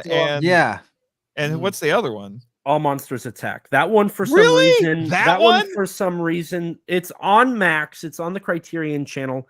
But that one's kind of spotty if you can locate it. That is so strange. It's on Tubi. King Kong versus Godzilla, I understand. There's a bunch of rights issues that would need to be sorted out, but which Universal should just put that on would that be Peacock? No. Yeah, it would be Peacock. I just want Universal to just get over themselves and stop making people jump through hoops to watch the Japanese. They will milk it as long as they can. They have in perpetuity rights to that thing. They will. Well, and I would also like them to get off the back of King Kong Escape so we can get an official Japanese version. It'll never happen. They will milk it stupid. Forever and ever and ever. I'm sure they will. Kaiju United has another good point here, which is when is the 4K UHD of Godzilla coming to Criterion? Well, Criterion has sometimes I think Godzilla just exists for Toho to troll the fan base. The answer to that question, by the way, Jacob, is they only made one and I have it. So that would be why. I paid good money. I would think you would be the guy who would jump at the Criterion Blu-ray 4K release of Godzilla Island. No, listen, Godzilla Island. I would instant. That's not even a question. That's my favorite thing. I adore Godzilla Island, and if it ever came out on home, I'm incredibly grateful that it's being put up for free on YouTube right now. But if there's really no reason at that point for anybody to put the money into producing a mass-produced DVD or Blu-ray of it, even though I want one, but I already have one. I have one from 1,000 years ago. I mean, the thing is it wouldn't be expensive. You could probably put all of Godzilla Island on one Blu-ray disc. No, not. I mean, my DVD set is like standard definition Blu-rays are a thing. No, it's true. They put all of what was it? Just Beyond, the entire 50+ episodes on one Blu-ray. And all they did that with Just Beyond. They did that with a couple of other things. They did it with Starfleet, the one I didn't buy, and now it's out of print. I felt that. Oh no, I felt that, Danny. I felt that in my soul. It's out of print. Daring and courageous. Okay, save us. Here, blow. Oh, thank you. Thank you. I appreciate that. Oh, I gotta watch that. Well, anyway, so I have a few more things to talk about on my list. 4 more things to talk about is I want to talk about. There is a once while they were filming this film, like that, you know, that one scene where when the camera zoom out of the people are running and there finally show Godzilla's foot like almost stomping on people, and it makes like 3 people's bodies explode into puddles of blood. Yes, it's hard to see that there's when blood. When the camera zoom out. That was actually they used a drone to film this. A drone is holding a mini camera. It's a beautiful shot. It's in the trailer, at least part of it's in the trailer. The main trailer. It's a really effective shot. It's a really, really epic shot, and one of the shots from the film that lingers in my mind the most after I'd seen it, because there are a handful of shots in the film that I think are like so perfectly done that they kind of capture all of the elements that make the movie work so well.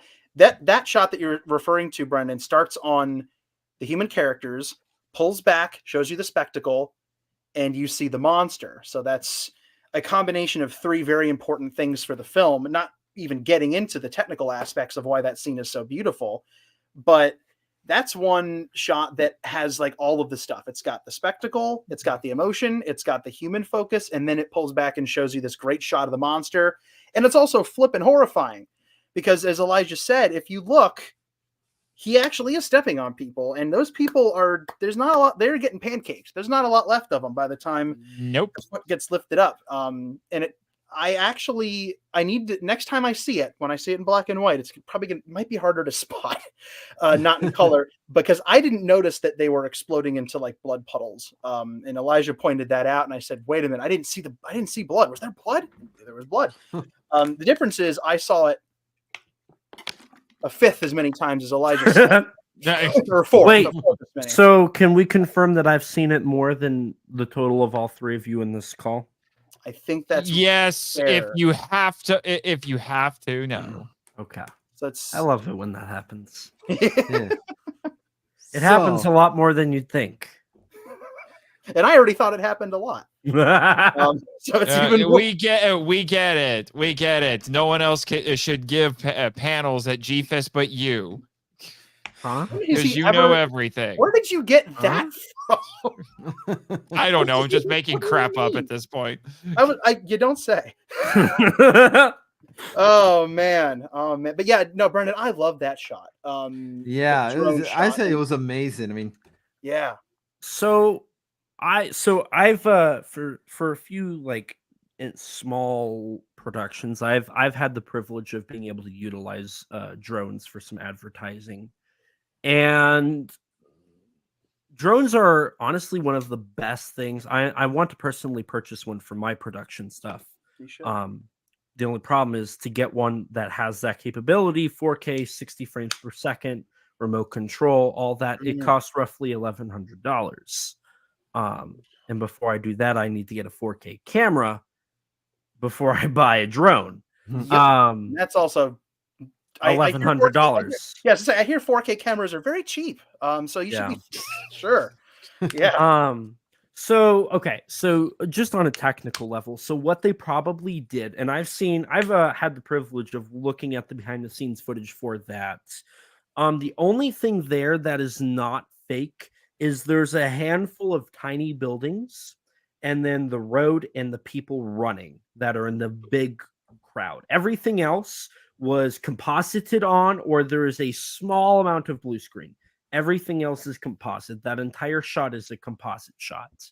And typically the way those happen, if you're not skilled enough, is you reverse the footage. You actually fly in and then you reverse it and it looks like you're flying out. But for this, whoever they had flying the drone was skilled enough that they could do a shot where they just went backwards on that track. They probably did it a couple times before they set the final motion of how the drone would angle itself, where the camera would move, and how far it would fly. So I'm sure that took a lot of preparations to figure out the proper flight pattern. Yeah, it's wild that filmmakers can actually achieve shots like that when before that's something I would expect to only see in animation or in video games where you have a non-existent camera, but you can just manipulate it however you want within the CGI environment. The drone now allows for that, but now it's so ubiquitous that it doesn't even register with me. It's like, wait, I see this in video games and animation all the time. Now I'm seeing it in a live action, but I'm just so used to seeing it now that I don't even think about that it would need a drone to do it. Yeah, usually drones are usually carry your Amazon package. What? Oh, sometimes my Amazon packages are not delivered by robots. Typically, I'm just saying. What you think, Marchand. Well, anyway, so I got 3 more to talk about. Is the plan to stop Godzilla and the water pressure. Yeah. I'm talking about the ending part. That was a remarkably sciencey way to deal with Godzilla, but not in a way that it goes completely over your head or it's just total pseudoscience. Like, it's actual real science. It's very plausible and beautifully, might I say, foreshadowed by the fish.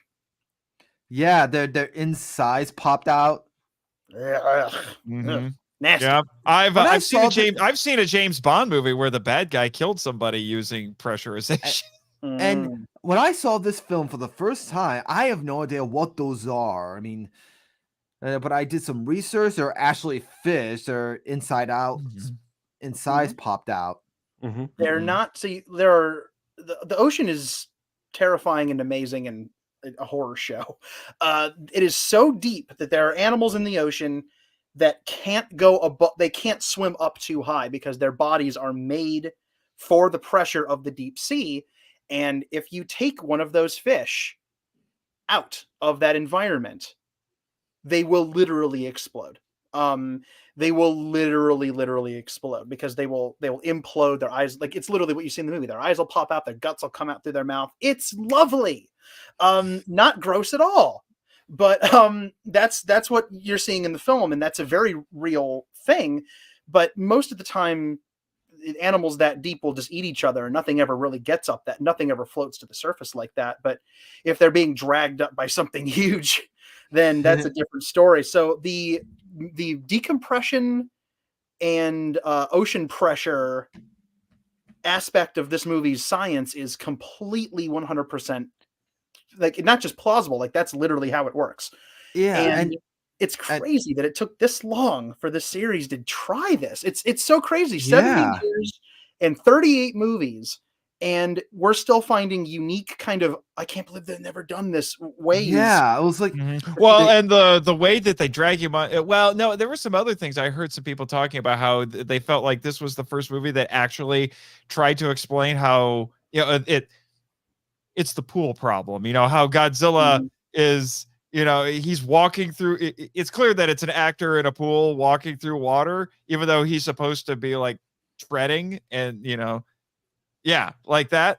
But but in this one, they explain by saying like, oh, his physiology makes it so that he can basically resist water. I'm like, okay, you know. And then what was it? Was it Freon? I think it was Freon, right? Is what they used. Freon bubbles. Freon bubbles, which is again actual science. Yeah, and so and I heard I'm sorry to interrupt, but I heard this was like, I think they took that idea of stopping Godzilla. I think they took the idea is based off, like, I heard a few months ago, that was last year, I think during summer, that there is like a submarine that with science in it goes deep underwater in the deepest ocean. I mean, I heard that the pressure of the water, it made the submarine explode. You're talking about Seagate. Yeah. I think this actually based on what happened in real life. Oh, you're talking about the Titanic thing? The Seagate, yeah. So that happened way too late. The film started its scripting process in 2019, late 2019. The script was done by 2021, with filming commencing in 2022. So it would have been right around the time that occurred. Originally, from what I've heard, and I haven't fact checked this, so I haven't dove too deep into this, but there is a draft of the script out there that had a super weapon that was made as a fictional super weapon to kill Godzilla. I don't know how true that is. I've just heard one source on that. I need to do some extra fact checking. I'm actually glad they didn't do that. I'm happy they didn't. The orthogonal diagonalizer. Yeah.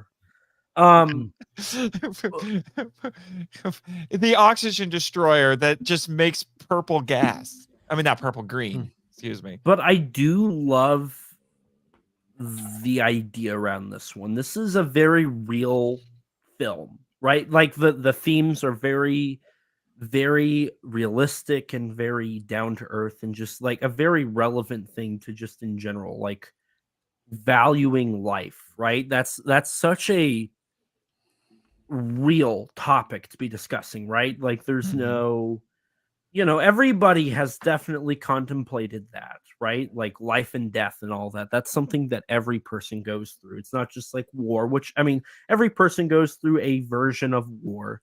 But in the times we live in, you know, World War II is not something we live with every day. Granted, I think for everybody in this stream, I definitely know and probably think about World War II a little bit, simply because I've conducted so much research on it to learn more about Godzilla and whatnot. Oh, yeah, for sure. Actually, to be honest, yeah, but I can say at least Danny and I can say that for sure. So, and I'm sorry to interrupt. I mean, and I love it when they go to Plan B. They brought up Godzilla up to the surface, and then he's always devolved and with some white, white skins because peeling. I mean, I'm so surprised that there's some coming out of his eyeballs, like his eyes are bulging out. Well, that's what happens when you decompress something.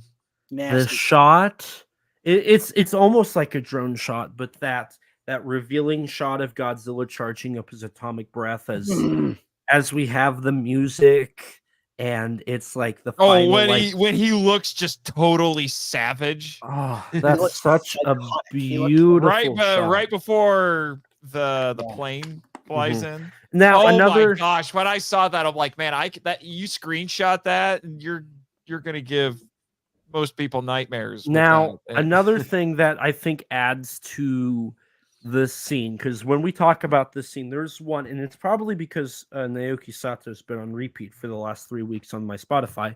When they move to Plan B, and I'm so happy you brought this up, Brendan. The moment they go to Plan B, and Godzilla's about to use his atomic breath and kill them, and Noda says now, and Cap presses the lever, and then we get the bubbles and the explosions, and it cuts to underwater. We go from the King Kong versus Godzilla theme, and it's the beautiful symphonic fantasia rendition. I'm so happy, Danny. Thank you for blessing me with your knowledge there. I'm happy to spread the gospel of symphonic fantasia, Akira Ifukube's symphonic fantasia. It's so good. It's beautiful. But I'm that so happy to see this movie. that transition from the King Kong versus Godzilla theme to the da da da da da da da da da da da da da, like, it's beautiful, because it's you go from the King Kong versus Godzilla theme, which was them trapping Godzilla, to them attacking Godzilla, which is plunging him 1,500 meters down into the ocean, and they return back to the traditional Godzilla theme, and just watching Godzilla, like the motions, the animation there is just so beautiful. This will go down as one of the best climaxes in the Godzilla franchise. And Godzilla it devolves after the plane hit his head. I mean, what head? It's gone. Yeah, I was just saying he had no head left. His head got blowed off. And then he just crumbles. Improper Jaws style and improper Kraken style.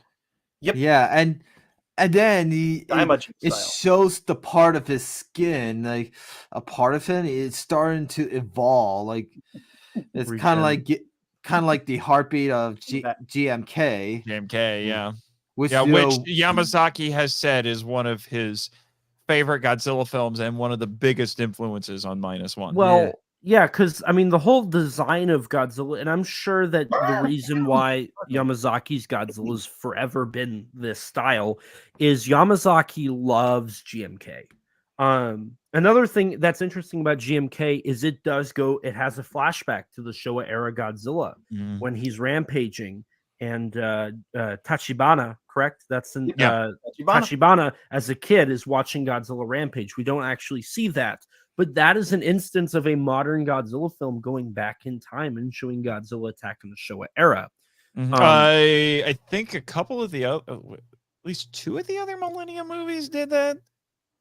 Yeah, because Megaguirus did the weird one where they recreated a scene from 54 with the new suit. They just composited the suit in. Yeah. And then I think there was one. Was there one other one? I would say there was one other. Against Mechagodzilla has a brief Godzilla melting on the water scene, but that's about it. The rest of it's all stock footage.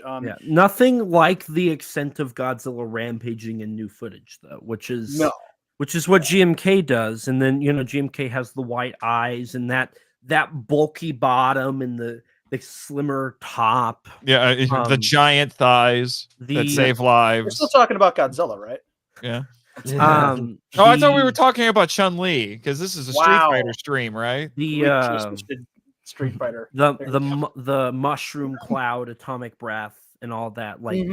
That all was taken straight from GMK. But Yamazaki does it in a way that does not feel 100% like he's ripping off GMK. And Kaneko-san in a couple statements praised the film for its likeness to GMK, but not too much where it's like, oh, I'm watching GMK. It's fresh enough where it's not that. And Kaneko loved that about the film and was quite flattered by what Yamazaki did. It's great. Like, this is like everything about Godzilla in this is just amazing. And like you brought up, Brendan, like when Godzilla comes back and he's partially decompressed, he looks amazing. Yeah. Absolutely amazing.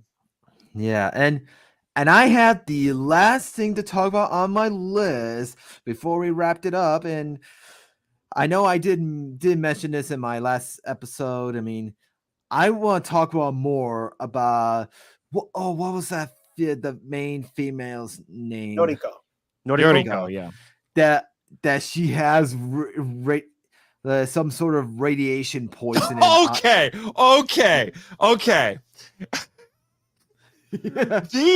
want to talk about more of that stuff with the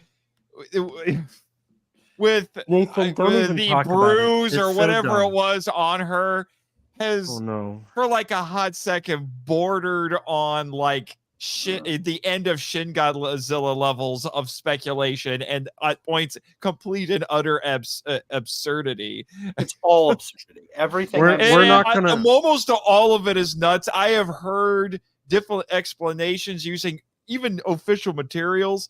I think actually thanks to you, Elijah, I found out that in the novelization they just say it's a bruise, but I think the intended message here is that it is an indication that she has radiation poisoning. Yes. She's ill. She's ill. That she is sick. It's a symptom of the radiation. Lots of people survived the Hiroshima and Nagasaki bombings that you'd think, how could they have possibly survived that? And yet they pulled people out of the wreckage, but they didn't live long, because even though that looked like they were fine, I can't believe you lived through that. Something invisible was killing them, because the bombs are not just the explosion. They leave traces, and those traces are lethal. Right. Dying by the bomb is inevitable. Think about, this is something the original Godzilla did very well. Think about the implications of, and there are multiple layers you can read into this, like a kami coming to get you because you ticked it off, stuff like that. But when I think of the fisherman who survives at the beginning of the 1954 Godzilla, he's an Odo Island fisherman, Masaji, and then he gets back to the island and nobody believes him. And then later that night, the storm hits and Godzilla destroys his house and then leaves. It's like he survived the bomb, but the radiation poisoning got him in the end. Yeah. It's like that. Noriko, she very well might be living on borrowed time. No, she is not turning Don't into say Godzilla. it. Don't say it. Don't say it. It's stupid. It's so stupid. Yeah, we must identify the stupid. No, we can we gotta move on. We can ignore it. Let's move on. It's not worth our brain cells, folks. Yeah, we're not doing. I thought you were talking about the other crazy one I heard, which was that she could regenerate. Yeah, I mean that'll be ridiculous. I mean, this is not like a Erica becoming Biollante. It's honestly becoming Biollante. Whatever. Wait, what? Oh my god! No, Biollante. We've crossed the Rubicon. Listen, oh god. The implication here is that she is probably not going to survive, because even though you've killed you survived the bomb, it's still going to get you. It's like the idea of post-war being a never-ending thing. Post-war is forever. Post-war is forever. The bomb, one of the best. Honestly, one of the best lines from Shin Godzilla. It is the best line. It's the best line from the movie. The bomb is forever. On the stream that Elijah and I did, I talked about how I 10 years ago now, I had an accident where I blew my knee out, and I will never again live in a world where I don't have that injury, where that injury didn't occur, right?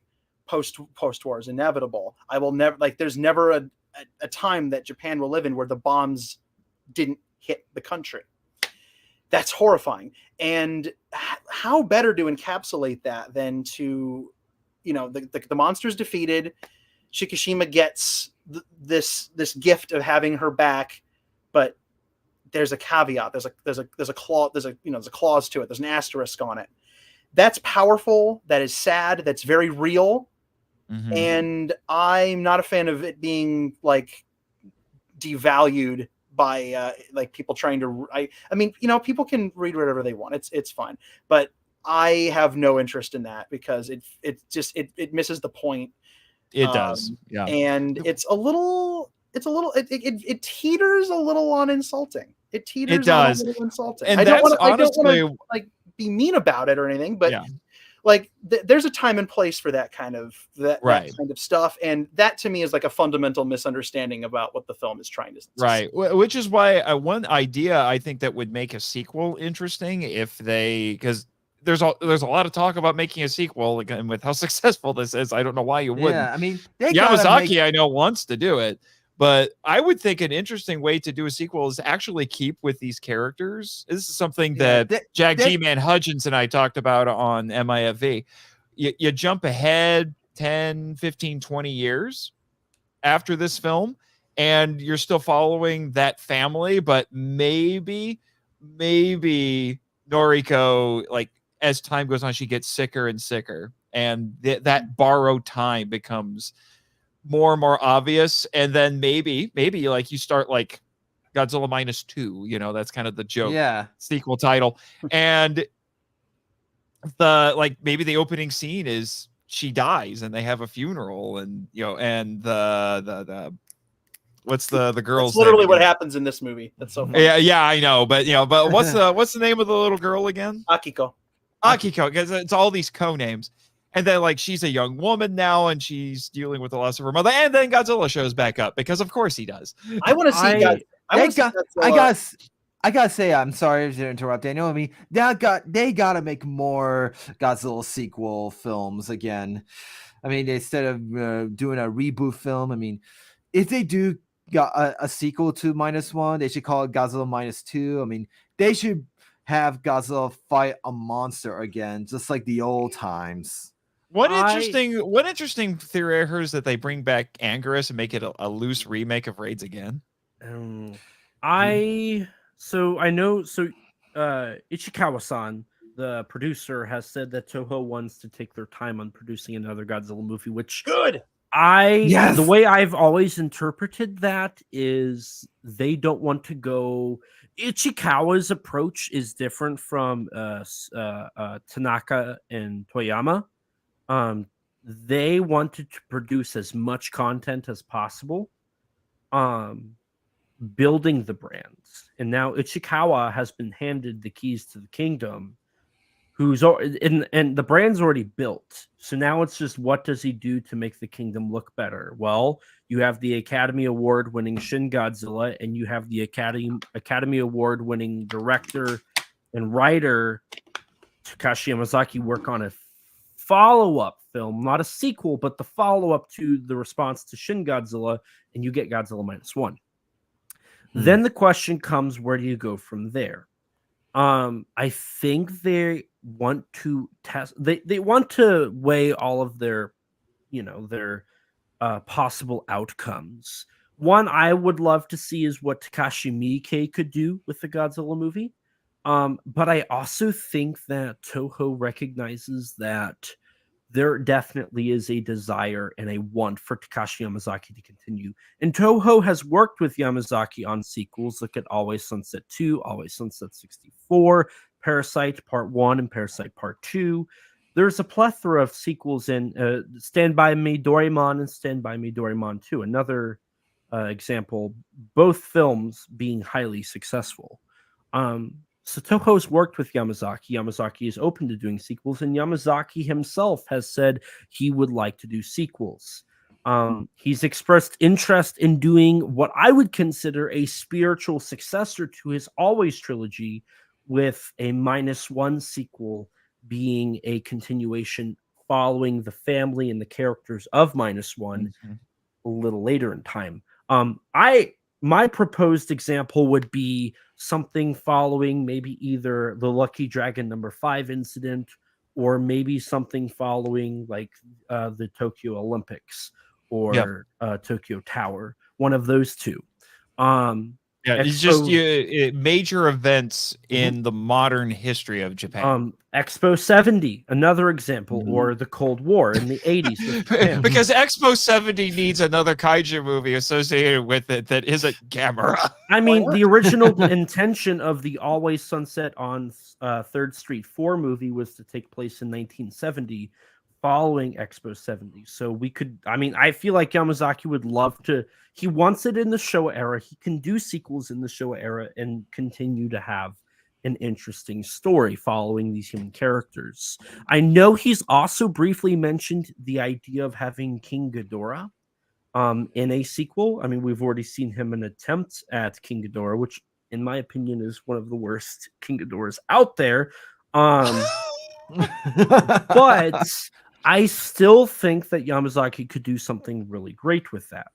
But I also know in that same interview he suggested, and this is, I think there's a very interesting conversation to be had here. But the implementation, Implementation. the implementation of kaiju Words. Use them.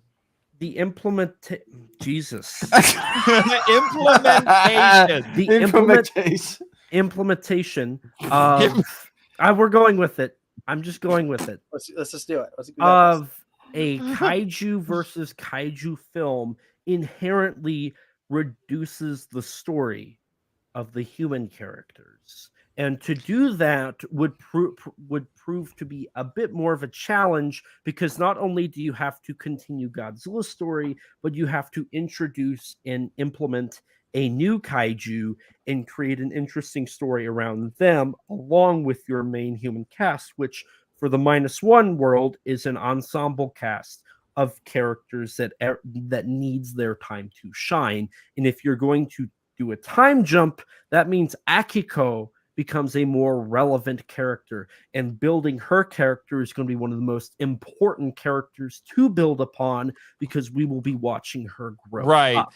I don't entirely agree with that statement, because I think we've had plenty of Godzilla films that we can point to that did do monster versus monster stuff, but still also had great story and characters.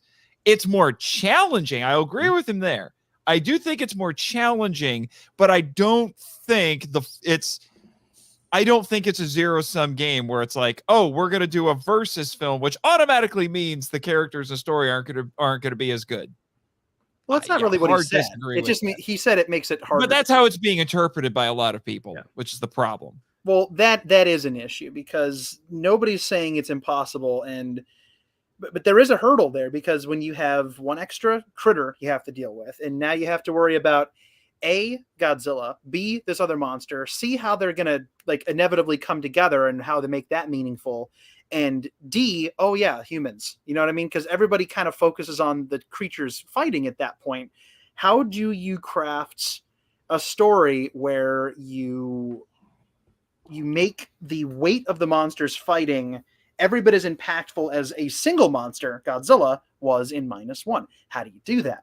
I can tell you how. His name is Sekizawa. I was about to get there, Mr. Impatient. If I think the prime example of how one does this is Mothra versus Godzilla. I think that's a great one. I think that Ghidorah the Three-Headed Monster is the one that he will get pulled from the most, because Yamazaki loves that one. That film really, those two movies are really good companion pieces anyway. If you think about it, Mothra versus Godzilla and Ghidorah the Three-Headed Monster, they both have a similar approach to some things, and then some stuff is completely different, but both of them are very valid ways of mixing the two. I think King Kong versus Godzilla can kind of pave the way for both of those in a lot of ways, although it's a very different kind of movie compared to those last two. Now, Danny, what did you say about what you loved about how those two specifically worked on the kaiju action? I love the fact that the fight that happens in Mothra versus Godzilla is instigated entirely by the human characters. That's an aspect that I really, really like. Mothra and Godzilla don't fight unless the human characters that we have to care about by the time this happens go to the island. Now, in order to do that, you have to have a deific monster that makes the ultimate call. Mothra is the one who makes that final decision in the film, which means you have to veer into the territory of humanizing the monsters without anthropomorphizing them. That's that's his thing. Go ahead, Brendan. And I gotta say that, yeah, like in Ebro Horror the Deep, which is my favorite, I always focus on the human characters too. I mean, Another good one. they're trying to help, like, hey, they want to awake a monster they would trust, that's Godzilla, to fight a monster who was on the bad guy's side, who kidnapped the natives on Infant Island. It's almost like a war of natives versus soldiers. I don't know if human villains is something that a -1 sequel. No, I don't think that. I don't think you necessarily need that. Not in the traditional sense. I would, depending on the era in which you set it. I mean, like how much Yamasaki would want to tap into Cold War tensions. I mean, you could utilize that, which we see a bit. We get a bit of that in -1 because that was their explanation for getting around the occupation. Oh, the Americans are worried about the Soviets. I mean, it took place after World War II. Yeah, no, I'm talking about the Cold War. That's why when the Soviet Union and the United States were constantly in fear that one of them was going to start a nuclear war. And that's why the Americans don't help the Japanese out in -1, because they're like, oh, the Soviets will see us doing that and think that we're going to war with them. Exactly. Yeah. So you could do I think you could do something like that where it's not an antagonist per se, but there's a tension there that exists. Yeah, something that doesn't even need to be said. Maybe if like the monster, whatever other monster comes in, and I have to I imagine that it would be a Toho classic. It probably wouldn't be a new creature. Just to throw that out there, I think the ways that one of the ways that they'd have to do it would be to potentially tie it to, because Godzilla is so very, very tied in -1 to the trauma of the fire bombings and post World War II trauma and tension, and a little bit of Cold War, a little bit of the beginnings of the Cold War thrown in there. That works too. When you jump ahead to the 60s, because I think either the mid 50s or early to mid 60s would be a great setting for a sequel. What's going on? We've got the economy booming. We have this huge Western influence. We have the rise of crony capitalism, and everybody's buying a TV, and we have the Olympics. That's huge thing that happens. Yeah, so it would be like the anti -1, where it's like, oh, well, look at us, we're doing amazing. Look at us, we're bouncing back so hard, and then Godzilla shows up, is like, and I'm gonna destroy it all in 3 seconds. You want to talk about GMK? For a second, that's the plot of GMK. Yeah. Well, we already. I will destroy it. Well, I already talk about GMK with these two guys in my one episode. I mean, that's right. And I was just saying, like, there's ways that you can make this work. So it wouldn't be Godzilla kicking Japan while it's down. It's more like, I'm gonna rip that pedestal out from under you. It would be an interesting way to title the next one Godzilla 0. Because I don't think -2 would work, because it's a funny. The marketers might like that. It's the not a PR department might like that. But Godzilla 0, like, Godzilla reduces Japan back to 0. Instead of putting him in the minus, they're +1 now. Yep. Reducing them to 0 would be an interesting approach to put Godzilla in. And actually, Danny, a thought just occurred to me. Do you think that we could, even if we put it in the early 60s, like 1964 or whatever, and by that point, Akiko will be like her early 20s. That's we could get it to some Atragon action with this. With like Akiko, who's like very much entrenched in post-war Japan and its prosperity, probably doesn't remember all that much about what happened immediately after the war. She was too little, and that puts her in conflict with her dad, because dad's like, yeah, you know what I went through. That's a slippery slope. That could, something like that could work, and then she's confronted with the horror. But I don't know. Something feels off about that. I don't. The thing about this film, I'm just spitballing. they- I'm not No, saying I they am actually too. do it. Yeah. They I'm paint- just like, how do you entrench it in that? If it's the 60s, how do you entrench it in that era? the PTSD of World War II. That's what you do. Yeah, but I mean, don't know if Akiko would remember that. Now, Well, she no, would. Akiko Now, would have- actually, what you would probably have to do for her would be like her mother dying. That would be how you do it. possibly, Be Yeah. Noriko dying. or you just have the fact that Akiko has to help care for her father and her friends who have PTSD and have the horror and fear of the war that has followed them through these years in the war on a mental level. I And think when that's Godzilla returns, that triggers a thing in them that creates more problems for them internally. she's watching. I'm imagining that she's kind of a fish out of water. Now that I Yeah, think and- about it from that perspective, we have a country that's moving on. People are talking differently, dressing differently. The culture's different. And maybe she doesn't quite fit in because she's taking care of these guys 20 years on. And like maybe part of her, like maybe wants to experience that new stuff, but her, like the taking care of these guys has kind of become the ghosts that she has to deal with. Not in the Yeah. same traumatic way, but the trauma of the past is becoming hers in a way. I don't know. Or perhaps they could find a way to turn the -1 into Akiko, who perhaps, in theory, another example, what if Akiko loses Noriko and she's That's what I mean. reduced to Yeah, zero, like Yeah. the and she's the reduced way to zero? the PTS the war the war trauma for her is losing her mother. No, Or at no, least eventually losing her mother. that would reduce her to zero, and then Godzilla coming in and killing Shikishima, Oh my god. putting Oh, her no. at Oh, -1. I don't know if I want to go that far, but oh man, Yeah, well, that would be. Ooh. and I'm sorry for interrupting me.